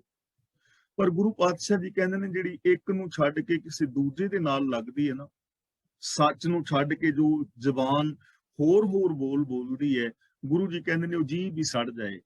ਸਾ ਜਿਹਵਾ ਜਲ ਜਾਓ, ਸੜ ਜਾਏ ਇਹੋ ਜੀ ਜੀਭ, ਜ਼ਬਾਨ ਜਿਹੜੀ ਇੱਕ ਨੂੰ ਛੱਡ ਕੇ ਦੂਜੇ ਦੇ ਨਾਲ ਲੱਗਦੀ ਹੈ। ਭਾਵ ਸੱਚ ਨੂੰ ਛੱਡ ਕੇ ਜੋ ਝੂਠ ਫਰੇਬ ਦੀ ਗੱਲ ਕਰਦੀ, ਜੋ ਰੱਬੀ ਗੁਨਾਹ ਨੂੰ ਛੱਡ ਕੇ ਜਿਹੜੀ ਜੀਭ ਨਿੰਦਾ ਚੁਗਲੀ ਦੀ ਗੱਲ ਕਰਦੀ ਹੈ, ਝੂਠ ਫਰੇਬ ਦੀ ਗੱਲ ਕਰਦੀ ਹੈ, ਕ੍ਰੋਧ ਵਾਲੇ ਬੋਲ ਬੋਲਦੀ ਹੈ, ਹੰਕਾਰ ਵਾਲੇ ਬੋਲ ਬੋਲਦੀ ਹੈ, ਸੜ ਜਾਏ ਉਹ ਜੀਭ। ਭਾਵ ਕਿ ਉਹ ਜੀਭ ਚੰਗੀ ਨਹੀਂ ਹੈ। ਜ਼ਬਾਨ ਦੇ ਨਾਲ ਮਾੜੇ ਬੋਲ ਬੋਲਣੇ ਚੰਗੇ ਨਹੀਂ ਹਨ। ਸੱਚ ਨੂੰ ਛੱਡ ਕੇ ਹੋਰ ਬੋਲਣੇ ਇਹ ਚੰਗੇ ਨਹੀਂ ਨੇ। ਸੜ ਜਾਏ ਐਸੀ ਜੀਭ, ਜਿਹੜੀ ਜੀਭ ਸੱਚ ਨੂੰ ਛੱਡ, ਰੱਬ ਨੂੰ ਛੱਡ ਕੋਈ ਹੋਰ ਕਰਮ ਦੀ ਗੱਲ ਕਰਦੀ। ਜੇ ਕੋਈ ਇਹ ਕਹੇ ਕਿ ਵਰਤ ਨਰਾਤੇ ਰੱਖਣ ਦੇ ਨਾਲ ਵੀ ਸ਼ਾਂਤੀ ਮਿਲ ਜਾਂਦੀ ਹੈ, ਜਾਂ ਕਰਮ ਕਾਂਡ ਕਰਨ ਦੇ ਨਾਲ ਵੀ ਇਨਸਾਨੀਅਤ ਪੈਦਾ ਹੋ ਜਾਂਦੀ ਹੈ, ਜਾਂ ਰੱਬ ਮਿਲ ਜਾਂਦਾ ਹੈ, ਤਾਂ ਇਹੋ ਜਿਹੇ ਗੱਲਾਂ ਕਰਨ ਦਾ ਫਾਇਦਾ ਨਹੀਂ ਕੋਈ ਹੈ, ਕਿਉਂਕਿ ਇਹਨਾਂ ਚੀਜ਼ਾਂ ਦਾ ਆਤਮਿਕ ਜੀਵਨ ਵਿੱਚ ਕੋਈ ਲਾਭ ਨਹੀਂ ਹੈ।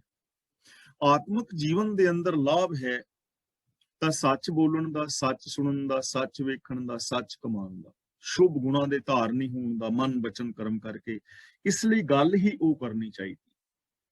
ਹੁਣ ਦੂਜੀ ਗੱਲ ਇਹ ਹੈ ਕਿ ਇੱਕ ਨੂੰ ਛੱਡ ਕੇ ਦੂਜੇ ਦੀ ਗੱਲ, ਇੱਕ ਤਾਂ ਸੱਚ ਦੀ ਹੋ ਗਈ, ਗੁਣਾਂ ਦੀ ਹੋ ਗਈ। ਅਸੀਂ ਇਸ ਪਾਸੇ ਧਿਆਨ ਦੇਣਾ ਹੈ ਹਰ ਇਨਸਾਨ ਨੇ, ਕਿ ਅਸੀਂ ਜ਼ਬਾਨ ਦੇ ਨਾਲ ਬੋਲਦੇ ਕੀ ਹਾਂ। ਜ਼ਬਾਨ ਦੇ ਨਾਲ ਕਦੇ ਵੀ ਨੈਗੇਟਿਵ ਬੋਲ ਨਾ ਬੋਲੋ। ਇਹ ਆਪਾਂ ਬਹੁਤ ਵਾਰੀ ਵਿਚਾਰ ਕਰ ਚੁੱਕੇ ਹਾਂ, ਕਿਉਂਕਿ ਤੁਹਾਡਾ ਬੋਲਿਆ ਹੋਇਆ ਇੱਕ ਨਿੱਕਾ ਜਿਹਾ ਨੈਗੇਟਿਵ ਬੋਲ ਕਿਸੇ ਦੀ ਜ਼ਿੰਦਗੀ ਨੂੰ ਸਦਾ ਲਈ ਤਬਾਹ ਕਰ ਦਿੰਦਾ ਹੈ। ਤੇ ਸਾਡੇ ਨਿੱਕੇ ਨਿੱਕੇ ਬੋਲਾਂ ਨੇ ਸਾਡੇ ਬੱਚਿਆਂ ਦਾ ਜਾਂ ਸਮਾਜ ਦੇ ਅੰਦਰ ਹੋਰ ਬੱਚਿਆਂ ਦਾ ਬਹੁਤ ਵੱਡਾ ਨੁਕਸਾਨ ਕੀਤਾ ਹੈ। ਚਾਹੇ ਉਹ ਮਾਂ-ਬਾਪ ਨੇ ਬੋਲੇ ਨੇ, ਚਾਹੇ ਉਹ ਚਾਚਿਆਂ ਤਾਇਆ ਨਾਨਕਿਆਂ ਦਾਦਕਿਆਂ ਨੇ ਬੋਲੇ ਨੇ, ਕਿਸੇ ਅਧਿਆਪਕ ਨੇ ਬੋਲੇ ਨੇ, ਜਾਂ ਸਮਾਜ ਵਿੱਚੋਂ ਕਿਸੇ ਨੇ ਬੋਲੇ ਨੇ। ਜੇ ਕਿਸੇ ਨੇ ਕਿਸੇ ਨੂੰ ਕਿਹਾ ਹੈ ਨਾ ਕਿ ਤੇਰੇ ਤੋਂ ਕਾਮਯਾਬ ਨਹੀਂ ਹੋਇਆ ਜਾਣਾ, ਮੰਨ ਲਓ ਕਿਸੇ ਬੱਚੇ ਨੂੰ ਤੁਸੀਂ ਕਹਿ ਦਿਓ ਕਿ ਤੇਰੇ ਤੋਂ ਕਾਮਯਾਬ ਨਹੀਂ ਹੋਇਆ ਜਾਣਾ, ਬੇਟੇ ਤੂੰ ਨਹੀਂ ਮੈਥ ਵਿੱਚ ਕਾਮਯਾਬ ਹੋ ਸਕਦਾ, ਤੂੰ ਨਹੀਂ ਇਹ ਸਬਜੈਕਟ ਪੜ੍ਹ ਸਕਦਾ। ਤੇ ਹੁਣ ਜੇ ਉਹ ਤੁਹਾਡੀ ਗੱਲ ਤੇ ਵਿਸ਼ਵਾਸ ਕਰ ਲਵੇ ਕਿ ਜੋ ਮੇਰੀ ਮਾਂ ਕਹਿ ਰਹੀ ਹੈ ਠੀਕ ਹੀ ਕਹਿ ਰਹੀ ਹੋਣੀ ਹੈ, ਮੇਰਾ ਚਾਚਾ ਹੈ, ਤਾਇਆ ਹੈ, ਦਾਦਾ ਹੈ, ਨਾਨਾ ਹੈ, ਪਿਓ ਹੈ, ਜਾਂ ਮੇਰਾ ਅੰਕਲ ਹੈ, ਗੁਆਂਢੀ ਸਿਆਣਾ ਬੰਦਾ ਹੈ, ਗਲਤ ਥੋੜੀ ਕਹਿ ਰਿਹਾ, ਠੀਕ ਹੀ ਕਹਿ ਰਿਹਾ ਹੋਣਾ, ਤਾਂ ਮੇਰੇ ਵਾਸਤੇ ਇਹ ਗੱਲ ਨਹੀਂ ਹੈ। ਉਹ ਤੁਹਾਡਾ ਵਿਸ਼ਵਾਸ ਕਰ ਲੈ ਔਰ ਇਹ ਤੁਹਾਡਾ ਬੋਲ ਉਹਦੇ ਸਬਕੌਂਸ਼ੀਅਸ ਮਾਈਂਡ ਅੰਦਰ ਚਲਾ ਜਾਏ, ਤਾਂ ਜਦੋਂ ਵੀ ਉਹ ਕੋਈ ਕੰਮ ਕਰੇਗਾ ਅੰਦਰੋਂ ਸਿਗਨਲ ਮਿਲੇਗਾ ਕਿ ਤੂੰ ਕਾਮਯਾਬ ਨਹੀਂ ਹੋਣਾ, ਤਾਂ ਉਹ ਵਿਚਾਰਾ ਨਹੀਂ ਕਰੇਗਾ, ਉਹ ਕੰਮ ਫੇਲ ਹੋ ਗਿਆ ਨਾ। ਸਾਨੂੰ ਪਤਾ ਵੀ ਨਹੀਂ ਕਿ ਅਸੀਂ ਕਿੰਨਾ ਕਿਸੇ ਦਾ ਵੱਡਾ ਨੁਕਸਾਨ ਕਰ ਚੁੱਕੇ ਹਾਂ, ਔਰ ਉਸ ਨੂੰ ਵੀ ਨਹੀਂ ਪਤਾ ਕਿ ਮੇਰਾ ਨੁਕਸਾਨ ਕਿਸਨੇ ਕਿਵੇਂ ਕਰ ਦਿੱਤਾ ਹੈ। ਇਸ ਲਈ ਐਸੀ ਜੀਭ ਸੜ ਜਾਏ ਜਿਹੜੀ ਨੈਗੇਟਿਵ ਬੋਲ ਬੋਲਦੀ ਹੈ, ਕਿੰਨਾ ਅਤਿਆਚਾਰ ਹੈ ਨਾ। ਇਸ ਲਈ ਐਸਾ ਅਤਿਆਚਾਰ ਕਿਸੇ ਤੇ ਨਾ ਕਰੋ, ਔਰ ਇਹ ਅਤਿਆਚਾਰ ਆਪਣੇ ਆਪ ਤੇ ਵੀ ਨਾ ਕਰੋ ਕਿ ਮੈਂ ਨਹੀਂ ਕਰ ਸਕਦਾ। ਗੁਰੂ ਜੀ ਦੀ ਪਾਵਨ ਬਾਣੀ ਆਪਾਂ ਬਹੁਤ ਵਾਰ ਸਾਂਝੀ ਕੀਤੀ ਹੈ, ਨਾ ਹੀ ਦੇਖ ਨਾ ਭਾਜੀਐ ਪਰਮ ਸਿਆਣਪ ਇਹ, ਸਗੋਂ ਆਗਾ ਹੂੰ ਕੁਤਰਾਗ ਪਿੱਛਾ ਫੇਰ ਨਾ ਮੁਹਡੜਾ, ਨਾਨਕ ਸਿੱਧ ਇਵੇ ਹਵਾਰ ਬਹੁੜ ਨਾ ਹੋਵੇ ਜਨਮੜਾ। ਹੁਣ ਕਿਸੇ ਬੱਚੇ ਨੇ ਜੇ ਡਰਗ ਅੱਜ ਵਰਤ ਰਿਹਾ ਹੈ ਨਾ, ਤੇ ਉਹਦੇ ਕਿਸੇ ਸਾਥੀ ਨੇ ਪਹਿਲੀ ਵਾਰੀ ਉਹਨੂੰ ਕਿਹਾ ਹੀ ਹੋਣਾ ਕਿ ਤੂੰ ਸ਼ਰਾਬ ਦਾ ਪੈਗ ਪੀ ਲੈ, ਜਾਂ ਸਮੈਕ ਲੈ ਲੈ, ਜਾਂ ਕੈਪਸੂਲ ਚਲ ਖਾ ਲੈ ਯਾਰ, ਇੱਕ ਖਾ ਲੈ, ਬੋਲ ਬੋਲੇ ਹੀ ਹੋਣਗੇ ਨਾ। ਤੇ ਉਹਨੇ ਉਹਦੇ ਬੋਲਾਂ ਨੂੰ ਮੰਨ ਲਿਆ ਹੋਏਗਾ ਤੇ ਉਹ ਡਰੱਗੀ ਹੋ ਗਿਆ, ਤੇ ਕਿੰਨਾ ਵੱਡਾ ਇੱਕ ਬੋਲ ਨੇ ਨੁਕਸਾਨ ਕਰ ਦਿੱਤਾ ਨਾ। ਐਸਾ ਨੁਕਸਾਨ ਤਾਂ ਇਹ ਜੀਭ ਸੜਨ ਵਾਲੀ ਹੋਈ ਨਾ, ਫਿਰ ਐਸੇ ਬੋਲ ਬੋਲਣੇ, ਸੱਚ ਨੂੰ ਛੱਡ ਕੇ, ਦਇਆ ਨੂੰ ਛੱਡ ਕੇ, ਪ੍ਰੇਮ ਨੂੰ ਛੱਡ ਕੇ, ਗੁਣਾਂ ਨੂੰ ਛੱਡ ਕੇ ਔਗੁਣਾਂ ਵਾਲੇ ਬੋਲ, ਗੁਰੂ ਜੀ ਕਹਿੰਦੇ ਨੇ ਜੀਭ ਸੜ ਜਾਏ, ਭਾਵ ਕਿ ਸਾਨੂੰ ਐਸੇ ਬੋਲ ਨਹੀਂ ਬੋਲਣੇ ਚਾਹੀਦੇ। ਪੌੜੀ ਅੰਸਾ ਅਵਤਾਰ ਉਪਾਇਓਨ ਭਾਉ ਦੂਜਾ ਕੀਆ। ਹੁਣ ਇਹ ਚੀਜ਼ ਥੋੜੀ ਜੀ ਸਮਝਣ ਵਾਲੀ ਹੈ। ਅੰਸਾ ਅਵਤਾਰ ਦਾ ਮਤਲਬ ਹੈ, ਅੰਸਾ ਅਵਤਾਰ ਇਹ ਮਨੌਤ ਹੈ। ਗੁਰੂ ਜੀ ਦਾ ਇਹ ਵਿਚਾਰ ਨਹੀਂ ਹੈ, ਗੁਰੂ ਜੀ ਨੇ ਉਸ ਮਨੌਤ ਨੂੰ ਲਿਆ ਹੈ। ਜਗਤ ਦੇ ਵਿੱਚ ਅੰਸਾ ਅਵਤਾਰ ਮੰਨੇ ਗਏ ਨੇ। ਅੰਸਾ ਅਵਤਾਰ ਦਾ ਮਤਲਬ ਹੁੰਦਾ ਹੈ ਜਿਹਦੇ ਵਿੱਚ ਰੱਬ ਨੇ ਆਪਣੀ ਥੋੜੀ ਜਿਹੀ ਕਲਾ ਰੱਖੀ ਹੋਵੇ। ਜਿਵੇਂ ਕੋਈ ਕਹਿੰਦਾ ਕਿ ਫਲਾਂ ਅਵਤਾਰ, ਉਹਦੇ ਵਿੱਚ 14 ਕਲਾ ਸਨ, ਉਹਦੇ ਵਿੱਚ 16 ਕਲਾ ਸਨ, ਫਲਾਣੇ ਦੇ ਵਿੱਚ 2 ਕਲਾ ਸਨ, ਯਾਨੀ ਰੱਬ ਦੀਆਂ ਵੀ ਕਲਾ ਗਿਣੀਆਂ ਨੇ। ਤਾਂ ਗੁਰਮਤ ਜਿਹੜੀ ਹੈ ਉਹ ਅਵਤਾਰਵਾਦ ਨੂੰ ਮੰਨਦੀ ਹੀ ਨਹੀਂ ਹੈ ਕਿ ਰੱਬ ਅਵਤਾਰ ਲੈ ਕੇ ਆਉਂਦਾ ਹੈ।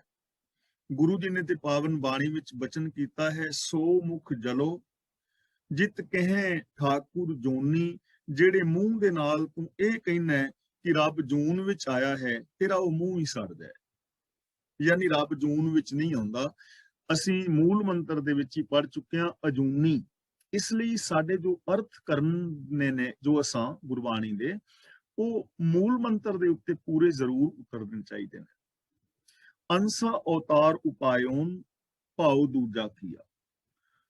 ਲੋਕ ਕਹਿੰਦੇ ਨੇ ਕਿ ਪ੍ਰਭੂ ਨੇ ਅੰਸਾ ਅਵਤਾਰ ਪੈਦਾ ਕੀਤੇ ਨੇ, ਦੇਵੀਆਂ ਦੇਵਤੇ ਜਿਨ੍ਹਾਂ ਨੂੰ ਕਹਿ ਦਿੰਦੇ ਨੇ ਕਿ ਫਲਾਂ ਦੇਵਤੇ ਵਿੱਚ ਇੰਨੀਆਂ ਅੰਸਾਂ ਸਨ, ਯਾਨੀ ਇੰਨੀਆਂ ਕਲਾ ਸਨ। ਤਾਂ ਗੁਰੂ ਪਾਤਸ਼ਾਹ ਜੀ ਕਹਿੰਦੇ ਨੇ ਭਾਉ ਦੂਜਾ ਕੀਆ। ਇਹ ਦੂਜਾ ਜਿਹੜਾ ਭਾਵ ਹੈ ਉਹਨਾਂ ਨੇ ਇਸ ਦੁਨੀਆ ਦੇ ਵਿੱਚ ਪੈਦਾ ਕੀਤਾ ਹੈ। ਜਾਂ ਜਿਵੇਂ ਭਾਈ ਸਾਹਿਬ ਸਿੰਘ ਜੀ ਅਰਥ ਕਰ ਰਹੇ ਨੇ, ਦੇਵਤੇ ਆਦਿਕਾਂ ਦਾ ਵੀ ਜਨਮ ਪ੍ਰਭੂ ਨੇ ਆਪ ਹੀ ਕੀਤਾ ਹੈ, ਤੇ ਮਾਇਆ ਦਾ ਮੋਹ ਵੀ ਪ੍ਰਭੂ ਨੇ ਆਪ ਹੀ ਕੀਤਾ ਹੈ। ਯਾਨੀ ਇਹ ਸਾਰਾ ਕੁਝ ਪ੍ਰਭੂ ਦੀ ਰਜ਼ਾ ਦੇ ਵਿੱਚ ਹੈ। ਜੋ ਦੂਜਾ ਭਾਵ ਹੈ, ਜੋ ਇੱਕ ਨਾਲੋਂ ਟੁੱਟ ਕੇ ਦੂਜੇ ਦੇ ਨਾਲ ਲੱਗੇ ਨੇ, ਇਹ ਵੀ ਰਜ਼ਾ ਹੈ। ਔਰ ਜਿਨ੍ਹਾਂ ਨੂੰ ਅੰਸਾ ਅਵਤਾਰ ਕਿਹਾ ਜਾ ਰਿਹਾ ਹੈ, ਉਹ ਵੀ ਪ੍ਰਭੂ ਦੇ ਹੁਕਮ ਦੇ ਵਿੱਚ ਨੇ, ਪ੍ਰਭੂ ਦੇ ਹੁਕਮ ਦੇ ਵਿੱਚ ਨੇ।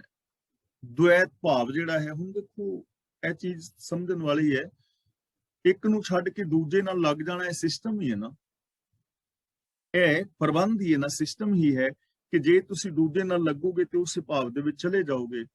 ਸਿਸਟਮ ਹੈ, ਜਿਵੇਂ ਜਿਵੇਂ ਅਸੀਂ ਝੂਠ ਬੋਲਾਂਗੇ ਜਾਂ ਕੁਝ ਕਰਾਂਗੇ ਤੇ ਉਹੋ ਜਿਹੇ ਸੰਸਕਾਰ ਸਾਡੇ ਅੰਦਰ ਪੈਦਾ ਹੁੰਦੇ ਜਾਣਗੇ।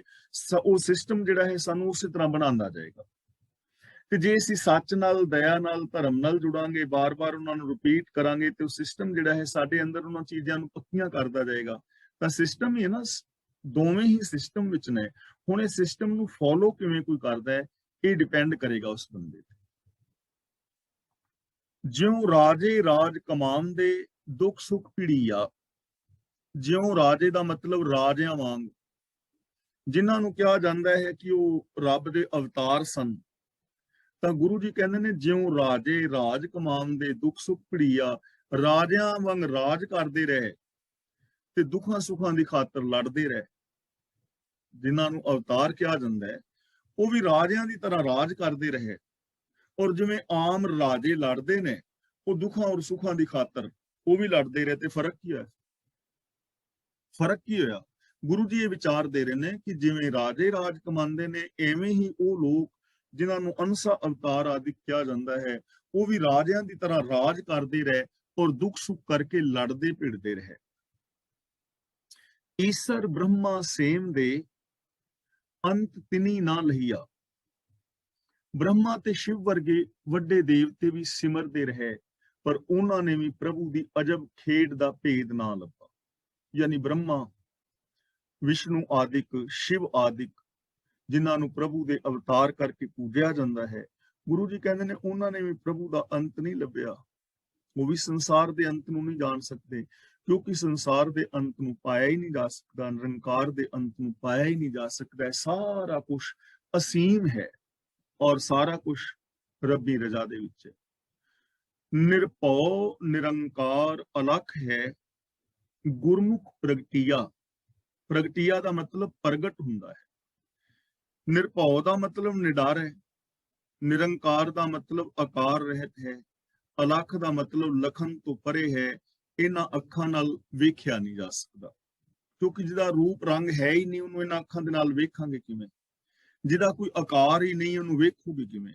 ਅਸੀਂ ਵੇਖ ਉਹ ਚੀਜ਼ ਸਕਦੇ ਹਾਂ ਜਿਸ ਦਾ ਕੋਈ ਆਕਾਰ ਹੈ, ਜਿਸ ਦਾ ਆਕਾਰ ਨਹੀਂ ਉਹਨੂੰ ਕਿਵੇਂ ਵੇਖੋਗੇ? ਹੁਣ ਅਣੂ ਪਰਮਾਣੂ ਨੇ, ਬੈਕਟੀਰੀਆ ਹੈ ਜਾਂ ਵਾਇਰਸ ਹੈ, ਤਾਂ ਇਹਨੂੰ ਵੇਖਿਆ ਜਾ ਸਕਦਾ ਹੈ ਨਾ ਖੁਰਦਬੀਨ ਨਾਲ, ਜਾਂ ਜਿਸ ਤਰ੍ਹਾਂ ਵੀ ਜਿਹੜਾ ਵੀ ਸਿਸਟਮ ਹੈ ਵੇਖਿਆ ਜਾ ਸਕਦਾ ਹੈ। ਤਾਂ ਆਕਾਰ ਹੈ, ਤੇ ਜਿਸ ਦਾ ਆਕਾਰ ਹੀ ਨਹੀਂ ਉਹਨੂੰ ਵੇਖੋਗੇ ਕਿਵੇਂ? ਤਾਂ ਗੁਰੂ ਜੀ ਕਹਿੰਦੇ ਨੇ ਪ੍ਰਭੂ ਨਿਡਰ ਹੈ, ਆਕਾਰ ਰਹਿਤ ਹੈ, ਇਹਨਾਂ ਅੱਖਾਂ ਦੇ ਨਾਲ ਦਿਸਦਾ ਨਹੀਂ। ਗੁਰਮੁਖ ਪ੍ਰਗਟਿਆ ਦਾ ਮਤਲਬ ਗੁਰੂ ਦੇ ਜਰੀਏ ਅੰਦਰ ਪ੍ਰਗਟ ਹੋ ਜਾਂਦਾ ਹੈ। ਗੁਰੂ ਦੇ ਦੱਸੇ ਰਾਹਾਂ ਤੇ ਤੁਰਿਆ, ਗੁਰੂ ਗਿਆਨ ਮੁਤਾਬਕ ਜ਼ਿੰਦਗੀ ਜੀਵਿਆਂ ਅੰਦਰ ਪ੍ਰਗਟ ਹੋ ਜਾਂਦਾ ਹੈ। ਹੁਣ ਕਿਵੇਂ ਪ੍ਰਗਟ ਹੋ ਜਾਂਦਾ ਹੈ? ਉਹਦੇ ਗੁਣ ਪ੍ਰਗਟ ਹੋ ਜਾਂਦੇ ਨੇ, ਅੰਦਰ ਸੱਚ ਪ੍ਰਗਟ ਹੋ ਜਾਂਦਾ ਹੈ, ਦਇਆ ਪ੍ਰਗਟ ਹੋ ਜਾਂਦੀ ਹੈ, ਪਿਆਰ ਪ੍ਰਗਟ ਹੋ ਜਾਂਦਾ ਹੈ। ਭਾਵ ਕਿ ਬੰਦਾ ਇਹਨਾਂ ਗੁਣਾਂ ਦਾ ਧਾਰਨੀ ਹੋ ਜਾਂਦਾ ਹੈ, ਤੇ ਫਿਰ ਉਹ ਬੰਦਾ ਦਿਸਦਾ ਹੈ ਕਿ ਪ੍ਰਤੱਖਿਆਰੇ ਰੱਬ ਦਾ ਰੂਪ ਹੈ। ਗੁਰੂ ਦੇ ਜ਼ਰੀਏ ਉਹਦੇ ਨਾਲ ਜੁੜ ਸਕਦੇ ਹਾਂ, ਕਿਸੇ ਕਰਮਕਾਂਡ ਨਾਲ ਨਹੀਂ, ਕਿਸੇ ਦੇਵੀ ਦੇਵਤੇ ਅਵਤਾਰ ਨੂੰ ਪੂਜ ਕੇ ਨਹੀਂ। ਗੁਰੂ ਦੇ ਜ਼ਰੀਏ, ਗੁਰੂ ਗਿਆਨ ਮੁਤਾਬਕ ਜ਼ਿੰਦਗੀ ਜੀ ਕੇ ਉਸ ਨੂੰ ਆਪਣੇ ਅੰਦਰੋਂ ਪ੍ਰਗਟ ਕੀਤਾ ਜਾ ਸਕਦਾ ਹੈ। ਜਿਵੇਂ ਲੱਕੜ ਦੇ ਅੰਦਰ ਅੱਗ ਹੈ ਤੇ ਉਹਨੂੰ ਪ੍ਰਗਟ ਕੀਤਾ ਜਾ ਸਕਦਾ ਹੈ, ਘਿਓ ਦੇ ਅੰਦਰ, ਦੁੱਧ ਦੇ ਅੰਦਰ ਘਿਓ ਹੈ ਤੇ ਉਹਨੂੰ ਪ੍ਰਗਟ ਕੀਤਾ ਜਾ ਸਕਦਾ ਹੈ। ਤਾਂ ਸਾਡੇ ਅੰਦਰ ਰੱਬੀ ਗੁਣ ਨੇ, ਗੁਣਾਂ ਦੇ ਰੂਪ ਵਿੱਚ ਪ੍ਰਭੂ ਸਾਡੇ ਅੰਦਰ ਵਸ ਰਿਹਾ ਹੈ, ਤਾਂ ਉਹਨਾਂ ਨੂੰ ਪ੍ਰਗਟ ਕੀਤਾ ਜਾ ਸਕਦਾ ਹੈ। ਜਿਵੇਂ ਆਪਾਂ ਰੋਜ਼ ਵਿਚਾਰ ਕਰ ਰਹੇ ਹਾਂ ਕਿ ਸੱਚ ਹੈ, ਪ੍ਰੇਮ ਹੈ, ਨਿਰਭੈਤਾ, ਨਿਰਵੈਰਤਾ ਹੈ, ਸਾਰੇ ਗੁਣ ਸਾਡੇ ਅੰਦਰ ਮੌਜੂਦ ਨੇ। ਇਹਨਾਂ ਨੂੰ ਯੂਜ਼ ਹੀ ਕਰਨਾ ਹੈ, ਅੰਦਰੋਂ ਪ੍ਰਗਟ ਹੀ ਕਰਨਾ ਹੈ, ਤਾਂ ਕੋਈ ਵੀ ਬੰਦਾ ਇਹਨਾਂ ਨੂੰ ਯੂਜ਼ ਕਰ ਸਕਦਾ ਹੈ। ਤਾਂ ਉਹ ਪ੍ਰਭੂ ਗੁਣ ਸਰੂਪ ਸਾਡੇ ਅੰਦਰ ਗੁਰੂ ਦੇ ਜ਼ਰੀਏ, ਗੁਰੂ ਦੇ ਦਿੱਤੇ ਵੇ ਆਫ ਲਾਈਫ ਨੂੰ ਜੀਵਿਆਂ ਪ੍ਰਗਟ ਹੁੰਦਾ ਹੈ।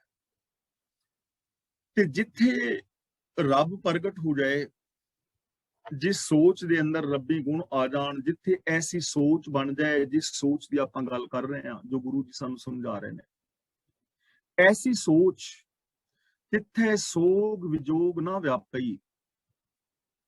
ਗੁਰਮੁਖ ਅਵਸਥਾ ਵਿੱਚ ਚਿੰਤਾ ਔਰ ਵਿਛੋੜਾ ਇਹ ਦਬਾ ਨਹੀਂ ਪਾਉਂਦੇ। ਨਾ ਸੋਗ ਹੈ ਨਾ ਵਿਜੋਗ ਹੈ, ਕਿਉਂਕਿ ਵਿਜੋਗ ਉੱਥੇ ਹੈ ਹੀ ਨਹੀਂ, ਪ੍ਰਭੂ ਦੇ ਨਾਲੋਂ ਵਿਛੋੜਾ ਕਦੇ ਹੋਣਾ ਹੀ ਨਹੀਂ। ਤੇ ਜਿੱਥੇ ਵਿਛੋੜਾ ਨਹੀਂ ਹੈ, ਮਿਲਾਪ ਹੈ ਪ੍ਰਭੂ ਦੇ ਨਾਲ, ਉੱਥੇ ਚਿੰਤਾ ਦਾ ਸਵਾਲ ਹੀ ਪੈਦਾ ਨਹੀਂ ਹੁੰਦਾ। ਉੱਥੇ ਕੋਈ ਸੋਗ, ਕੋਈ ਵਿਛੋੜਾ, ਕੋਈ ਚਿੰਤਾ ਬੰਦੇ ਦੇ ਉੱਤੇ ਪ੍ਰਭਾਵ ਨਹੀਂ ਪਾਉਂਦੀ। ਅਸਥਿਰ ਜਗ ਥੀਆ, ਇੱਥੇ ਜਗ ਦੇ ਗੱਗੇ ਨਾਲ ਸਿਹਾਰੀ ਹੈ। ਜਗਤ ਵਿੱਚ ਅਸਥਿਰ ਦਾ ਮਤਲਬ ਅਡੋਲ। ਜੋ ਗੁਰਮੁਖ ਹੈ, ਗੁਰੂ ਦੇ ਦੱਸੇ ਰਾਹਾਂ ਤੇ ਤੁਰਨ ਵਾਲਾ ਹੈ, ਉਹ ਇਸ ਜਗਤ ਦੇ ਅੰਦਰ ਅਡੋਲ ਹੈ, ਉਹ ਡੋਲਦਾ ਨਹੀਂ ਹੈ। ਕਿਸੇ ਲਾਲਚ ਤੇ ਨਹੀਂ ਡੋਲਦਾ, ਕਾਮ ਕ੍ਰੋਧ ਲੋਭ ਆਦਿਕ ਉਹਨੂੰ ਨਹੀਂ ਡੁਲਾਉਂਦੇ। ਉਹ ਕਦੇ ਵੀ ਸੱਚੇ ਰਾਹ ਨੂੰ ਛੱਡ ਕੇ ਪਾਸੇ ਨਹੀਂ ਹੁੰਦਾ, ਡੋਲਦਾ ਨਹੀਂ। ਉਹਦੇ ਚਿੱਤ ਵਿੱਚ ਡਾਵਾਂ ਡੋਲਤਾ ਵਾਲੀ ਅਵਸਥਾ ਹੈ ਹੀ ਨਹੀਂ। ਉਹਨਾਂ ਨੂੰ ਆਰਿਆਂ ਨਾਲ ਚੀਰ ਚੀਰ ਕੇ ਵੇਖ ਲਿਆ ਹੈ, ਪਰ ਉਹ ਨਹੀਂ ਡੋਲੇ। ਉਹਨਾਂ ਨੂੰ ਨੀਹਾਂ ਵਿੱਚ ਚਿਣ ਚਿਣ ਕੇ ਦੇਖ ਲਿਆ ਹੈ, ਉਹ ਨਹੀਂ ਡੋਲੇ। ਉਹਨਾਂ ਦੇ ਬੱਚਿਆਂ ਦੇ ਟੁਕੜੇ ਟੁਕੜੇ ਕਰਕੇ ਉਹਨਾਂ ਦੇ ਗਲਿਆਂ ਦੇ ਹਾਰ ਬਣਾ ਕੇ ਵੇਖ ਲਿਆ, ਪਰ ਨਹੀਂ ਡੋਲੇ, ਕਿਉਂਕਿ ਉਹ ਸਥਿਰ ਨੇ ਨਾ। ਉਹ ਗੁਰੂ ਦੇ ਦੱਸੇ ਰਾਹਾਂ ਤੇ ਚੱਲ ਕੇ ਉਹ ਸੋਚ ਦੇ ਧਾਰਨੀ ਹੋ ਗਏ ਨੇ। ਤੇ ਜਿੱਥੇ ਉਹ ਸੋਚ ਹੈ, ਉਹ ਸੋਚ ਦੇ ਅੰਦਰ ਵਿਜੋਗ ਨਹੀਂ, ਉੱਥੇ ਵਿਛੋੜਾ ਨਹੀਂ, ਉੱਥੇ ਚਿੰਤਾ ਨਹੀਂ। ਔਰ ਗੁਰੂ ਦੇ ਦੱਸੇ ਰਾਹਾਂ ਤੇ ਤੁਰਨ ਵਾਲਾ ਬੰਦਾ ਇਸ ਜਗਤ ਦੇ ਅੰਦਰ ਸਥਿਰ ਹੈ, ਭਾਵ ਕਿ ਉਹ ਕਦੇ ਵੀ ਵਿਕਾਰਾਂ ਆਦਿਕ ਦੇ ਵਿੱਚ ਡੋਲਦਾ ਨਹੀਂ ਹੈ। ਸ਼ਲੋਕ ਮਹਿਲਾ ਤੀਜਾ। ਇਹ ਸਭ ਕੁਛ ਆਵਣ ਜਾਣ ਹੈ, ਜੇਤਾ ਹੈ ਆਕਾਰ। ਆਕਾਰ ਦਾ ਮਤਲਬ ਜਿੰਨਾ ਵੀ ਆ ਜਗਤ ਦਿਸ ਰਿਹਾ ਹੈ, ਜੋ ਕੁਛ ਵੀ, ਸਾਰਾ ਕੁਛ। ਆਵਣ ਜਾਣ ਦਾ ਮਤਲਬ ਆਉਣ ਜਾਣ ਵਾਲਾ ਹੈ। ਆਉਣ ਜਾਣ ਦਾ ਮਤਲਬ ਆਉਣਾ ਔਰ ਜਾਣਾ, ਜੰਮਣਾ ਤੇ ਮਰਨਾ, ਪੈਦਾ ਹੋਣਾ ਤੇ ਖਤਮ ਹੋ ਜਾਣਾ। ਇੱਥੇ ਹਰ ਸ਼ੈ ਜਿਹੜੀ ਪੈਦਾ ਹੁੰਦੀ ਉਹ ਖਤਮ ਹੋ ਜਾਂਦੀ। ਆਵਣ ਜਾਣ ਵਾਲਾ ਮੀਨਸ ਨਾਸ਼ਮਾਨ। ਇਹ ਸदैव ਫਿਰ ਨਹੀਂ ਹੈ। ਅਸੀਂ ਹੁਣ ਕੁਝ ਸਮਾਂ ਪਹਿਲਾਂ ਨਹੀਂ ਸਾਂ, ਹੁਣ ਅਸੀਂ ਹਾਂ, ਲੇਕਿਨ ਕੁਝ ਸਮਾਂ ਬਾਅਦ ਅਸੀਂ ਫਿਰ ਨਹੀਂ ਹੋ ਜਾਣਾ। ਯਾਨੀ ਇੱਥੇ ਕੋਈ ਵੀ ਜਗਤ ਦੀ ਚੀਜ਼ ਸਦਾ ਫਿਰ ਨਹੀਂ ਹੈ, ਹਰ ਚੀਜ਼ ਨਾਸ਼ਮਾਨ ਹੈ। ਇੱਥੇ ਸਦਾ ਕਿਸੇ ਨੇ ਵੀ ਬਹਿ ਨਹੀਂ ਰਹਿਣਾ। ਇੱਥੇ ਨਿਰੰਕਾਰ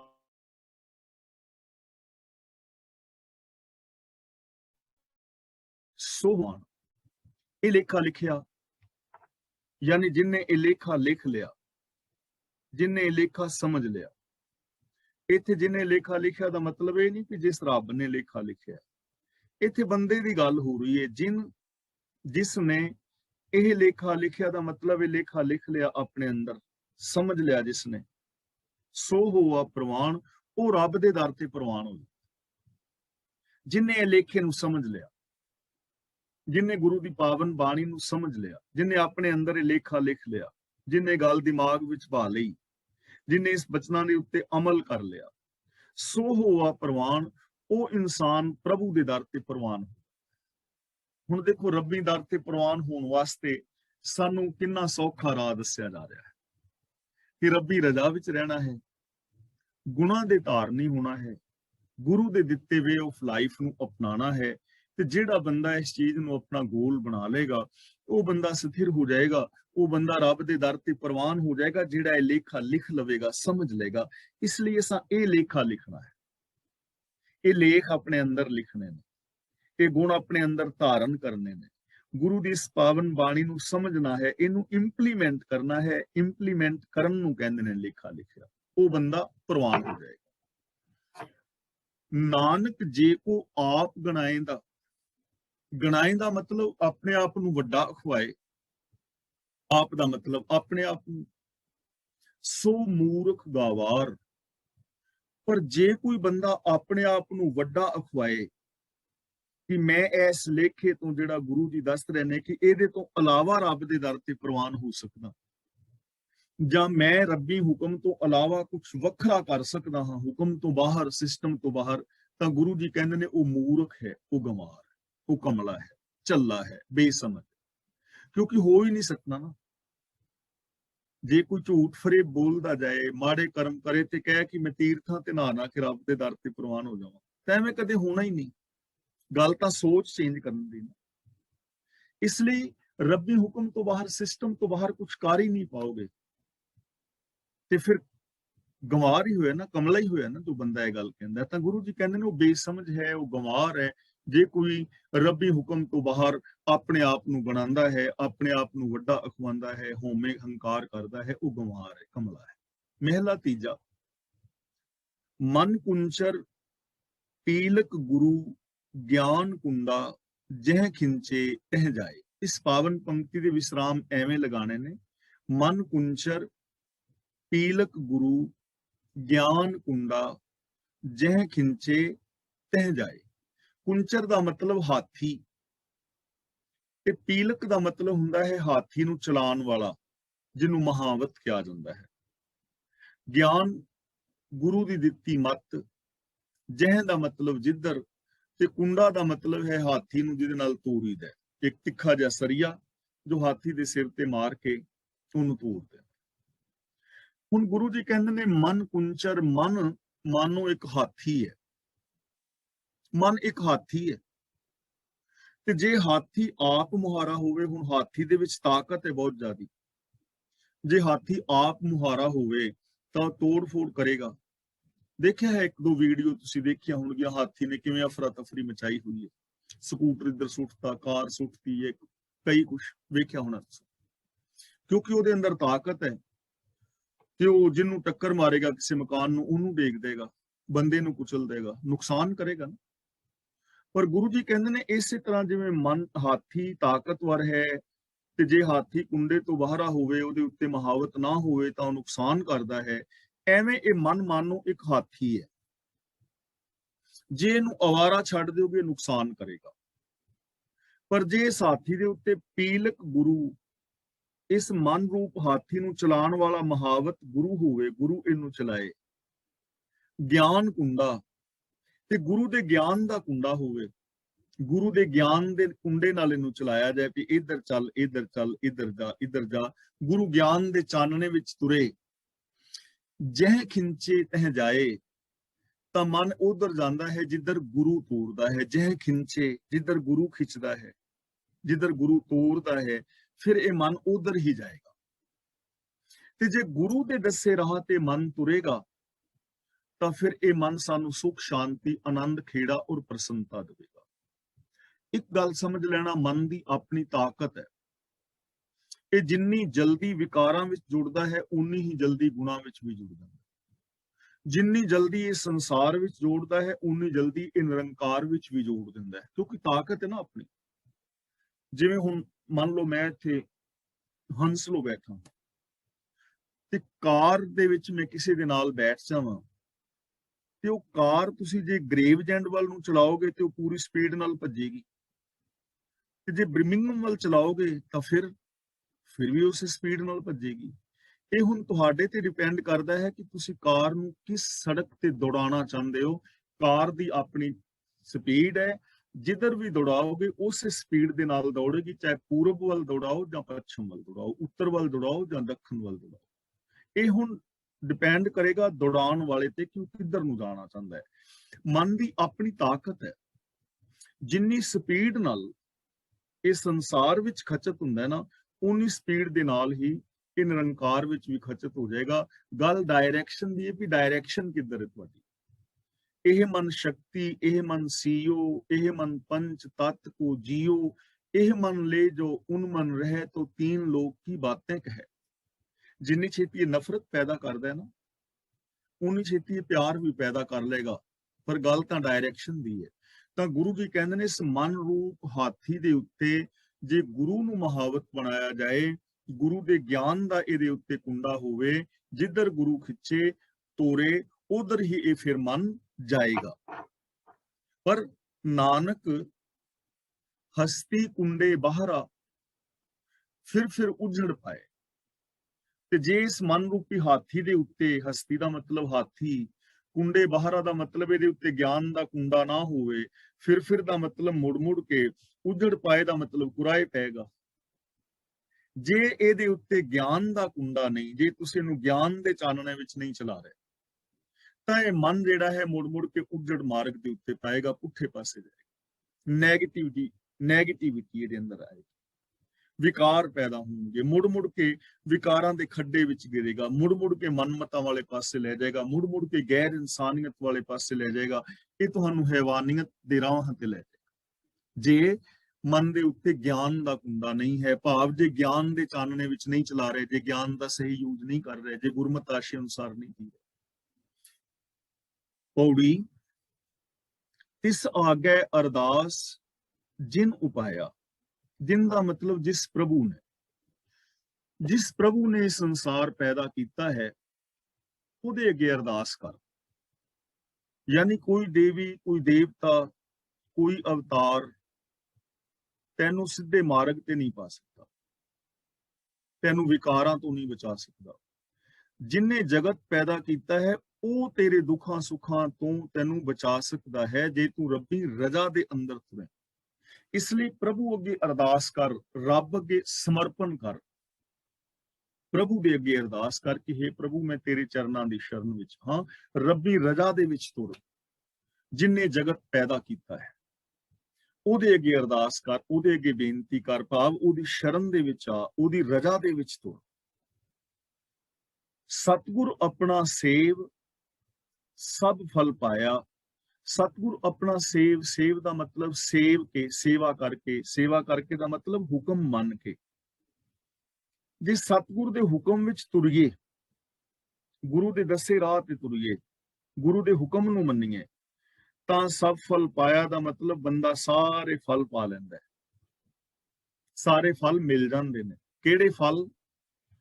ਕਿ ਮੈਨੂੰ ਸੁੱਖ ਮਿਲੇ, ਮੈਨੂੰ ਪਿਆਰ ਮਿਲੇ, ਆਦਰ ਮਿਲੇ ਔਰ ਮੈਂ ਮੁਕਤ ਹੋ ਜਾਵਾਂ। ਇਹ ਸਾਰੇ ਫਲ, ਸਾਰੇ ਸੁੱਖ, ਸਾਰੇ ਆਨੰਦ, ਸਾਰੀਆਂ ਖੁਸ਼ੀਆਂ, ਸਾਰੇ ਖੇੜੇ ਮਿਲ ਜਾਂਦੇ ਨੇ ਜੇ ਗੁਰੂ ਦੇ ਦੱਸੇ ਰਾਹਾਂ ਤੇ ਤੁਰੀਏ। ਤੇ ਆਪਾਂ ਆਸਾ ਕੀ ਵਾਰ ਵਿੱਚ ਵਿਚਾਰ ਕੀਤੀ ਸੀ ਨਾ ਕਿ ਗੁਰੂ ਦੇ ਸੇਵਕ ਦੇ ਅੰਦਰ ਕਰੀਬ 9 ਗੁਣ ਹੁੰਦੇ, ਤੇ ਜਿਸ ਬੰਦੇ ਦੇ ਅੰਦਰ ਇਹ 9 ਗੁਣ ਆ ਜਾਣ ਉਹ ਰੱਬ ਵਰਗਾ ਹੀ ਹੋ ਜਾਂਦਾ ਹੈ। ਪਹਿਲਾ ਗੁਣ ਹੈ ਸੰਤੋਖ, ਸੇਵ ਕੀਤੀ ਸੰਤੋਖੀ। ਦੂਜਾ ਗੁਣ ਹੈ ਸੱਚ, ਜਿਨੀ ਸੱਚੋ ਸੱਚ ਧਿਆਇਆ। ਤੀਜਾ ਗੁਣ ਹੈ ਉਹਨੀ ਮੰਦੇ ਪੈਰ ਨਾ ਰੱਖਿਓ, ਮੰਦੀ ਸੋਚ ਵੀ ਜ਼ਿੰਦਗੀ ਵਿੱਚ ਪੈਦਾ ਨਾ ਹੋਵੇ। ਚੌਥਾ ਗੁਣ ਹੈ ਚੰਗੀ ਕਿਰਤ ਕਰਨੀ, ਕਰ ਸੁਕ੍ਰਿਤ, ਈਮਾਨਦਾਰੀ ਦੀ ਕਿਰਤ ਕਰਨੀ, ਸੱਚੀ ਕਿਰਤ ਕਰਨੀ। ਪੰਜਵਾਂ ਗੁਣ ਹੈ ਧਰਮ ਕਮਾਇਆ, ਸੱਚ ਨੂੰ ਬੇਸ ਬਣਾ ਕੇ ਆਪਣੇ ਫਰਜ਼ਾਂ ਨੂੰ ਪੂਰਿਆਂ ਕਰਨਾ।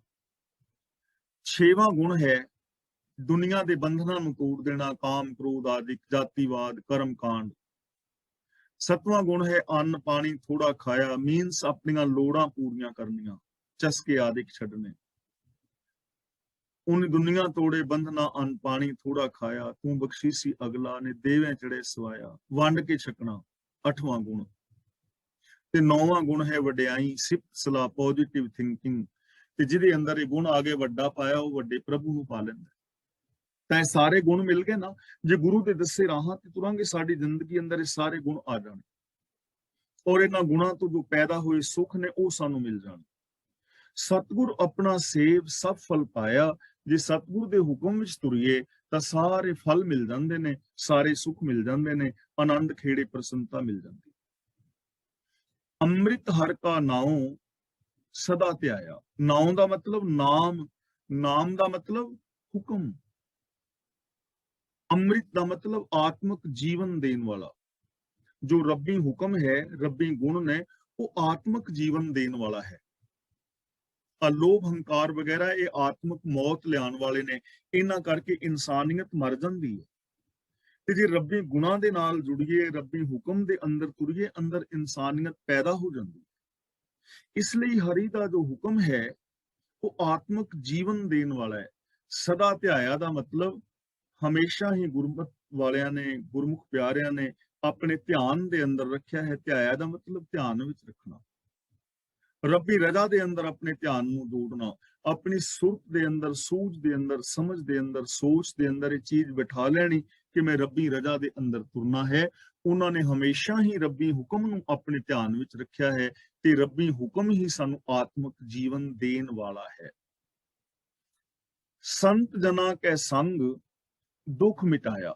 ਸੰਤ ਜਨਾਂ ਦਾ ਮਤਲਬ ਜੋ ਗੁਰਮੁਖ ਨੇ, ਜੋ ਐਸੀ ਜ਼ਿੰਦਗੀ ਜੀ ਰਹੇ ਨੇ, ਇਹਨਾਂ ਰਾਹਾਂ ਤੇ ਚੱਲ ਰਹੇ ਨੇ ਜਿਸ ਨੂੰ ਗੁਰੂ ਜੀ ਸਚਿਆਰ ਕਹਿੰਦੇ ਨੇ, ਜਿਸ ਨੂੰ ਗੁਰੂ ਜੀ ਪੰਜ ਪ੍ਰਵਾਨ ਕਹਿੰਦੇ ਨੇ, ਜਿਸ ਨੂੰ ਗੁਰੂ ਜੀ ਗੁਰਸਿੱਖ, ਗੁਰਸਿੱਖੜਾ ਕਹਿੰਦੇ ਨੇ, ਜਿਸ ਨੂੰ ਗੁਰੂ ਜੀ ਗੁਰਮੁਖ ਕਹਿੰਦੇ ਨੇ, ਉਸੇ ਨੂੰ ਇੱਥੇ ਸੰਤ ਕਹਿ ਰਹੇ ਨੇ। ਸੰਤ ਮੀਨਸ ਸ਼ਾਂਤ, ਜਿਨ੍ਹਾਂ ਨੇ ਆਪਣੇ ਅੰਦਰੋਂ ਵਿਕਾਰਾਂ ਨੂੰ ਬੁਝਾ ਲਿਆ ਹੈ, ਜੋ ਗੁਰੂ ਦੇ ਦੱਸੇ ਰਾਹਾਂ ਤੇ ਜੋ ਮਨ ਕੁੰਚਰ ਪੀਲਕ ਗੁਰੂ ਗਿਆਨ ਕੁੰਡਾ ਜਹ ਖਿੰਚੇ ਤੈ ਜਾਏ ਵਾਲਾ ਰਾਸਤਾ ਜਿਨ੍ਹਾਂ ਨੇ ਅਪਣਾ ਲਿਆ, ਉਹਨਾਂ ਦੀ ਸੰਗਤ ਕਰਕੇ ਦੁੱਖ ਮਿਟਾਇਆ ਜਾ ਸਕਦਾ ਹੈ।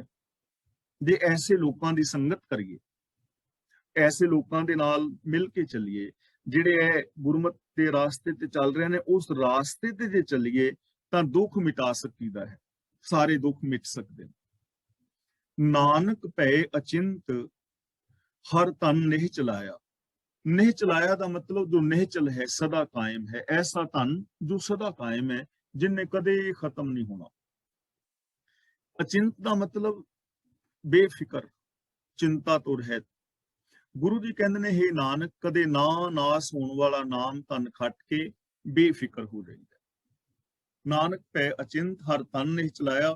ਹਰ ਤਨ ਦਾ ਮਤਲਬ ਰੱਬੀ ਗੁਣ, ਰੱਬੀ ਰਜ਼ਾ, ਸਚਾਈ, ਦਇਆ, ਨਿਰਭੈਤਾ, ਨਿਰਵੈਰਤਾ, ਪ੍ਰੇਮ, ਇਨਸਾਨੀਅਤ, ਸੇਵਾ ਆਦਿ ਜਿੰਨੇ ਵੀ ਸ਼ੁਭ ਗੁਣ ਨੇ, ਜੋ ਰੱਬੀ ਰਜ਼ਾ ਹੈ, ਇਹਨਾਂ ਗੁਣਾਂ ਨੂੰ ਖੱਟ ਕੇ ਰੱਬੀ ਰਜ਼ਾ ਦੇ ਮੁਤਾਬਕ ਜ਼ਿੰਦਗੀ ਜੀ ਕੇ ਅਚਿੰਤ ਦਾ ਮਤਲਬ ਚਿੰਤਾ ਤੋਂ ਰਹਿਤ ਬੰਦਾ ਹੋ ਜਾਂਦਾ ਹੈ। ਸਾਰੇ ਚਿੰਤਾ, ਫਿਕਰ ਆਦਿਕ ਮੁੱਕ ਜਾਂਦੇ ਨੇ ਜੇ ਇਸ ਸदैਵੀ ਧਨ ਨੂੰ, ਸदैਵੀ ਸੱਚੇ ਗੁਣਾਂ ਨੂੰ ਆਪਣੇ ਹਿਰਦੇ ਦੇ ਅੰਦਰ ਵਸਾ ਲਿਆ ਜਾਏ। ਤਾਂ ਕਿੰਨਾ ਇਹ ਸੌਖੇ ਢੰਗ ਦੇ ਨਾਲ ਸਾਨੂੰ ਇੱਕ ਐਸਾ ਰਾਸਤਾ ਦੱਸਿਆ ਜਾ ਰਿਹਾ ਹੈ, ਜਿਸ ਰਾਸਤੇ ਤੇ ਚੱਲ ਕੇ ਬੰਦਾ ਬੜੀ ਵਿਸ਼ਾਲ ਮਹਾਨ ਜ਼ਿੰਦਗੀ ਜੀ ਸਕਦਾ ਹੈ। ਪਰ ਜ਼ਰੂਰਤ ਤਾਂ ਅਮਲ ਕਰਨ ਦੀ, ਜ਼ਰੂਰਤ ਤਾਂ ਅਮਲ ਕਰਨ ਦੀ ਹੈ। ਜੋ ਇਨਸਾਨ ਇਹਨਾਂ ਚੀਜ਼ਾਂ ਦੇ ਉੱਤੇ ਅਮਲ ਕਰੇਗਾ, ਉਹੀ ਐਸੀ ਜ਼ਿੰਦਗੀ ਪਾ ਲਵੇਗਾ।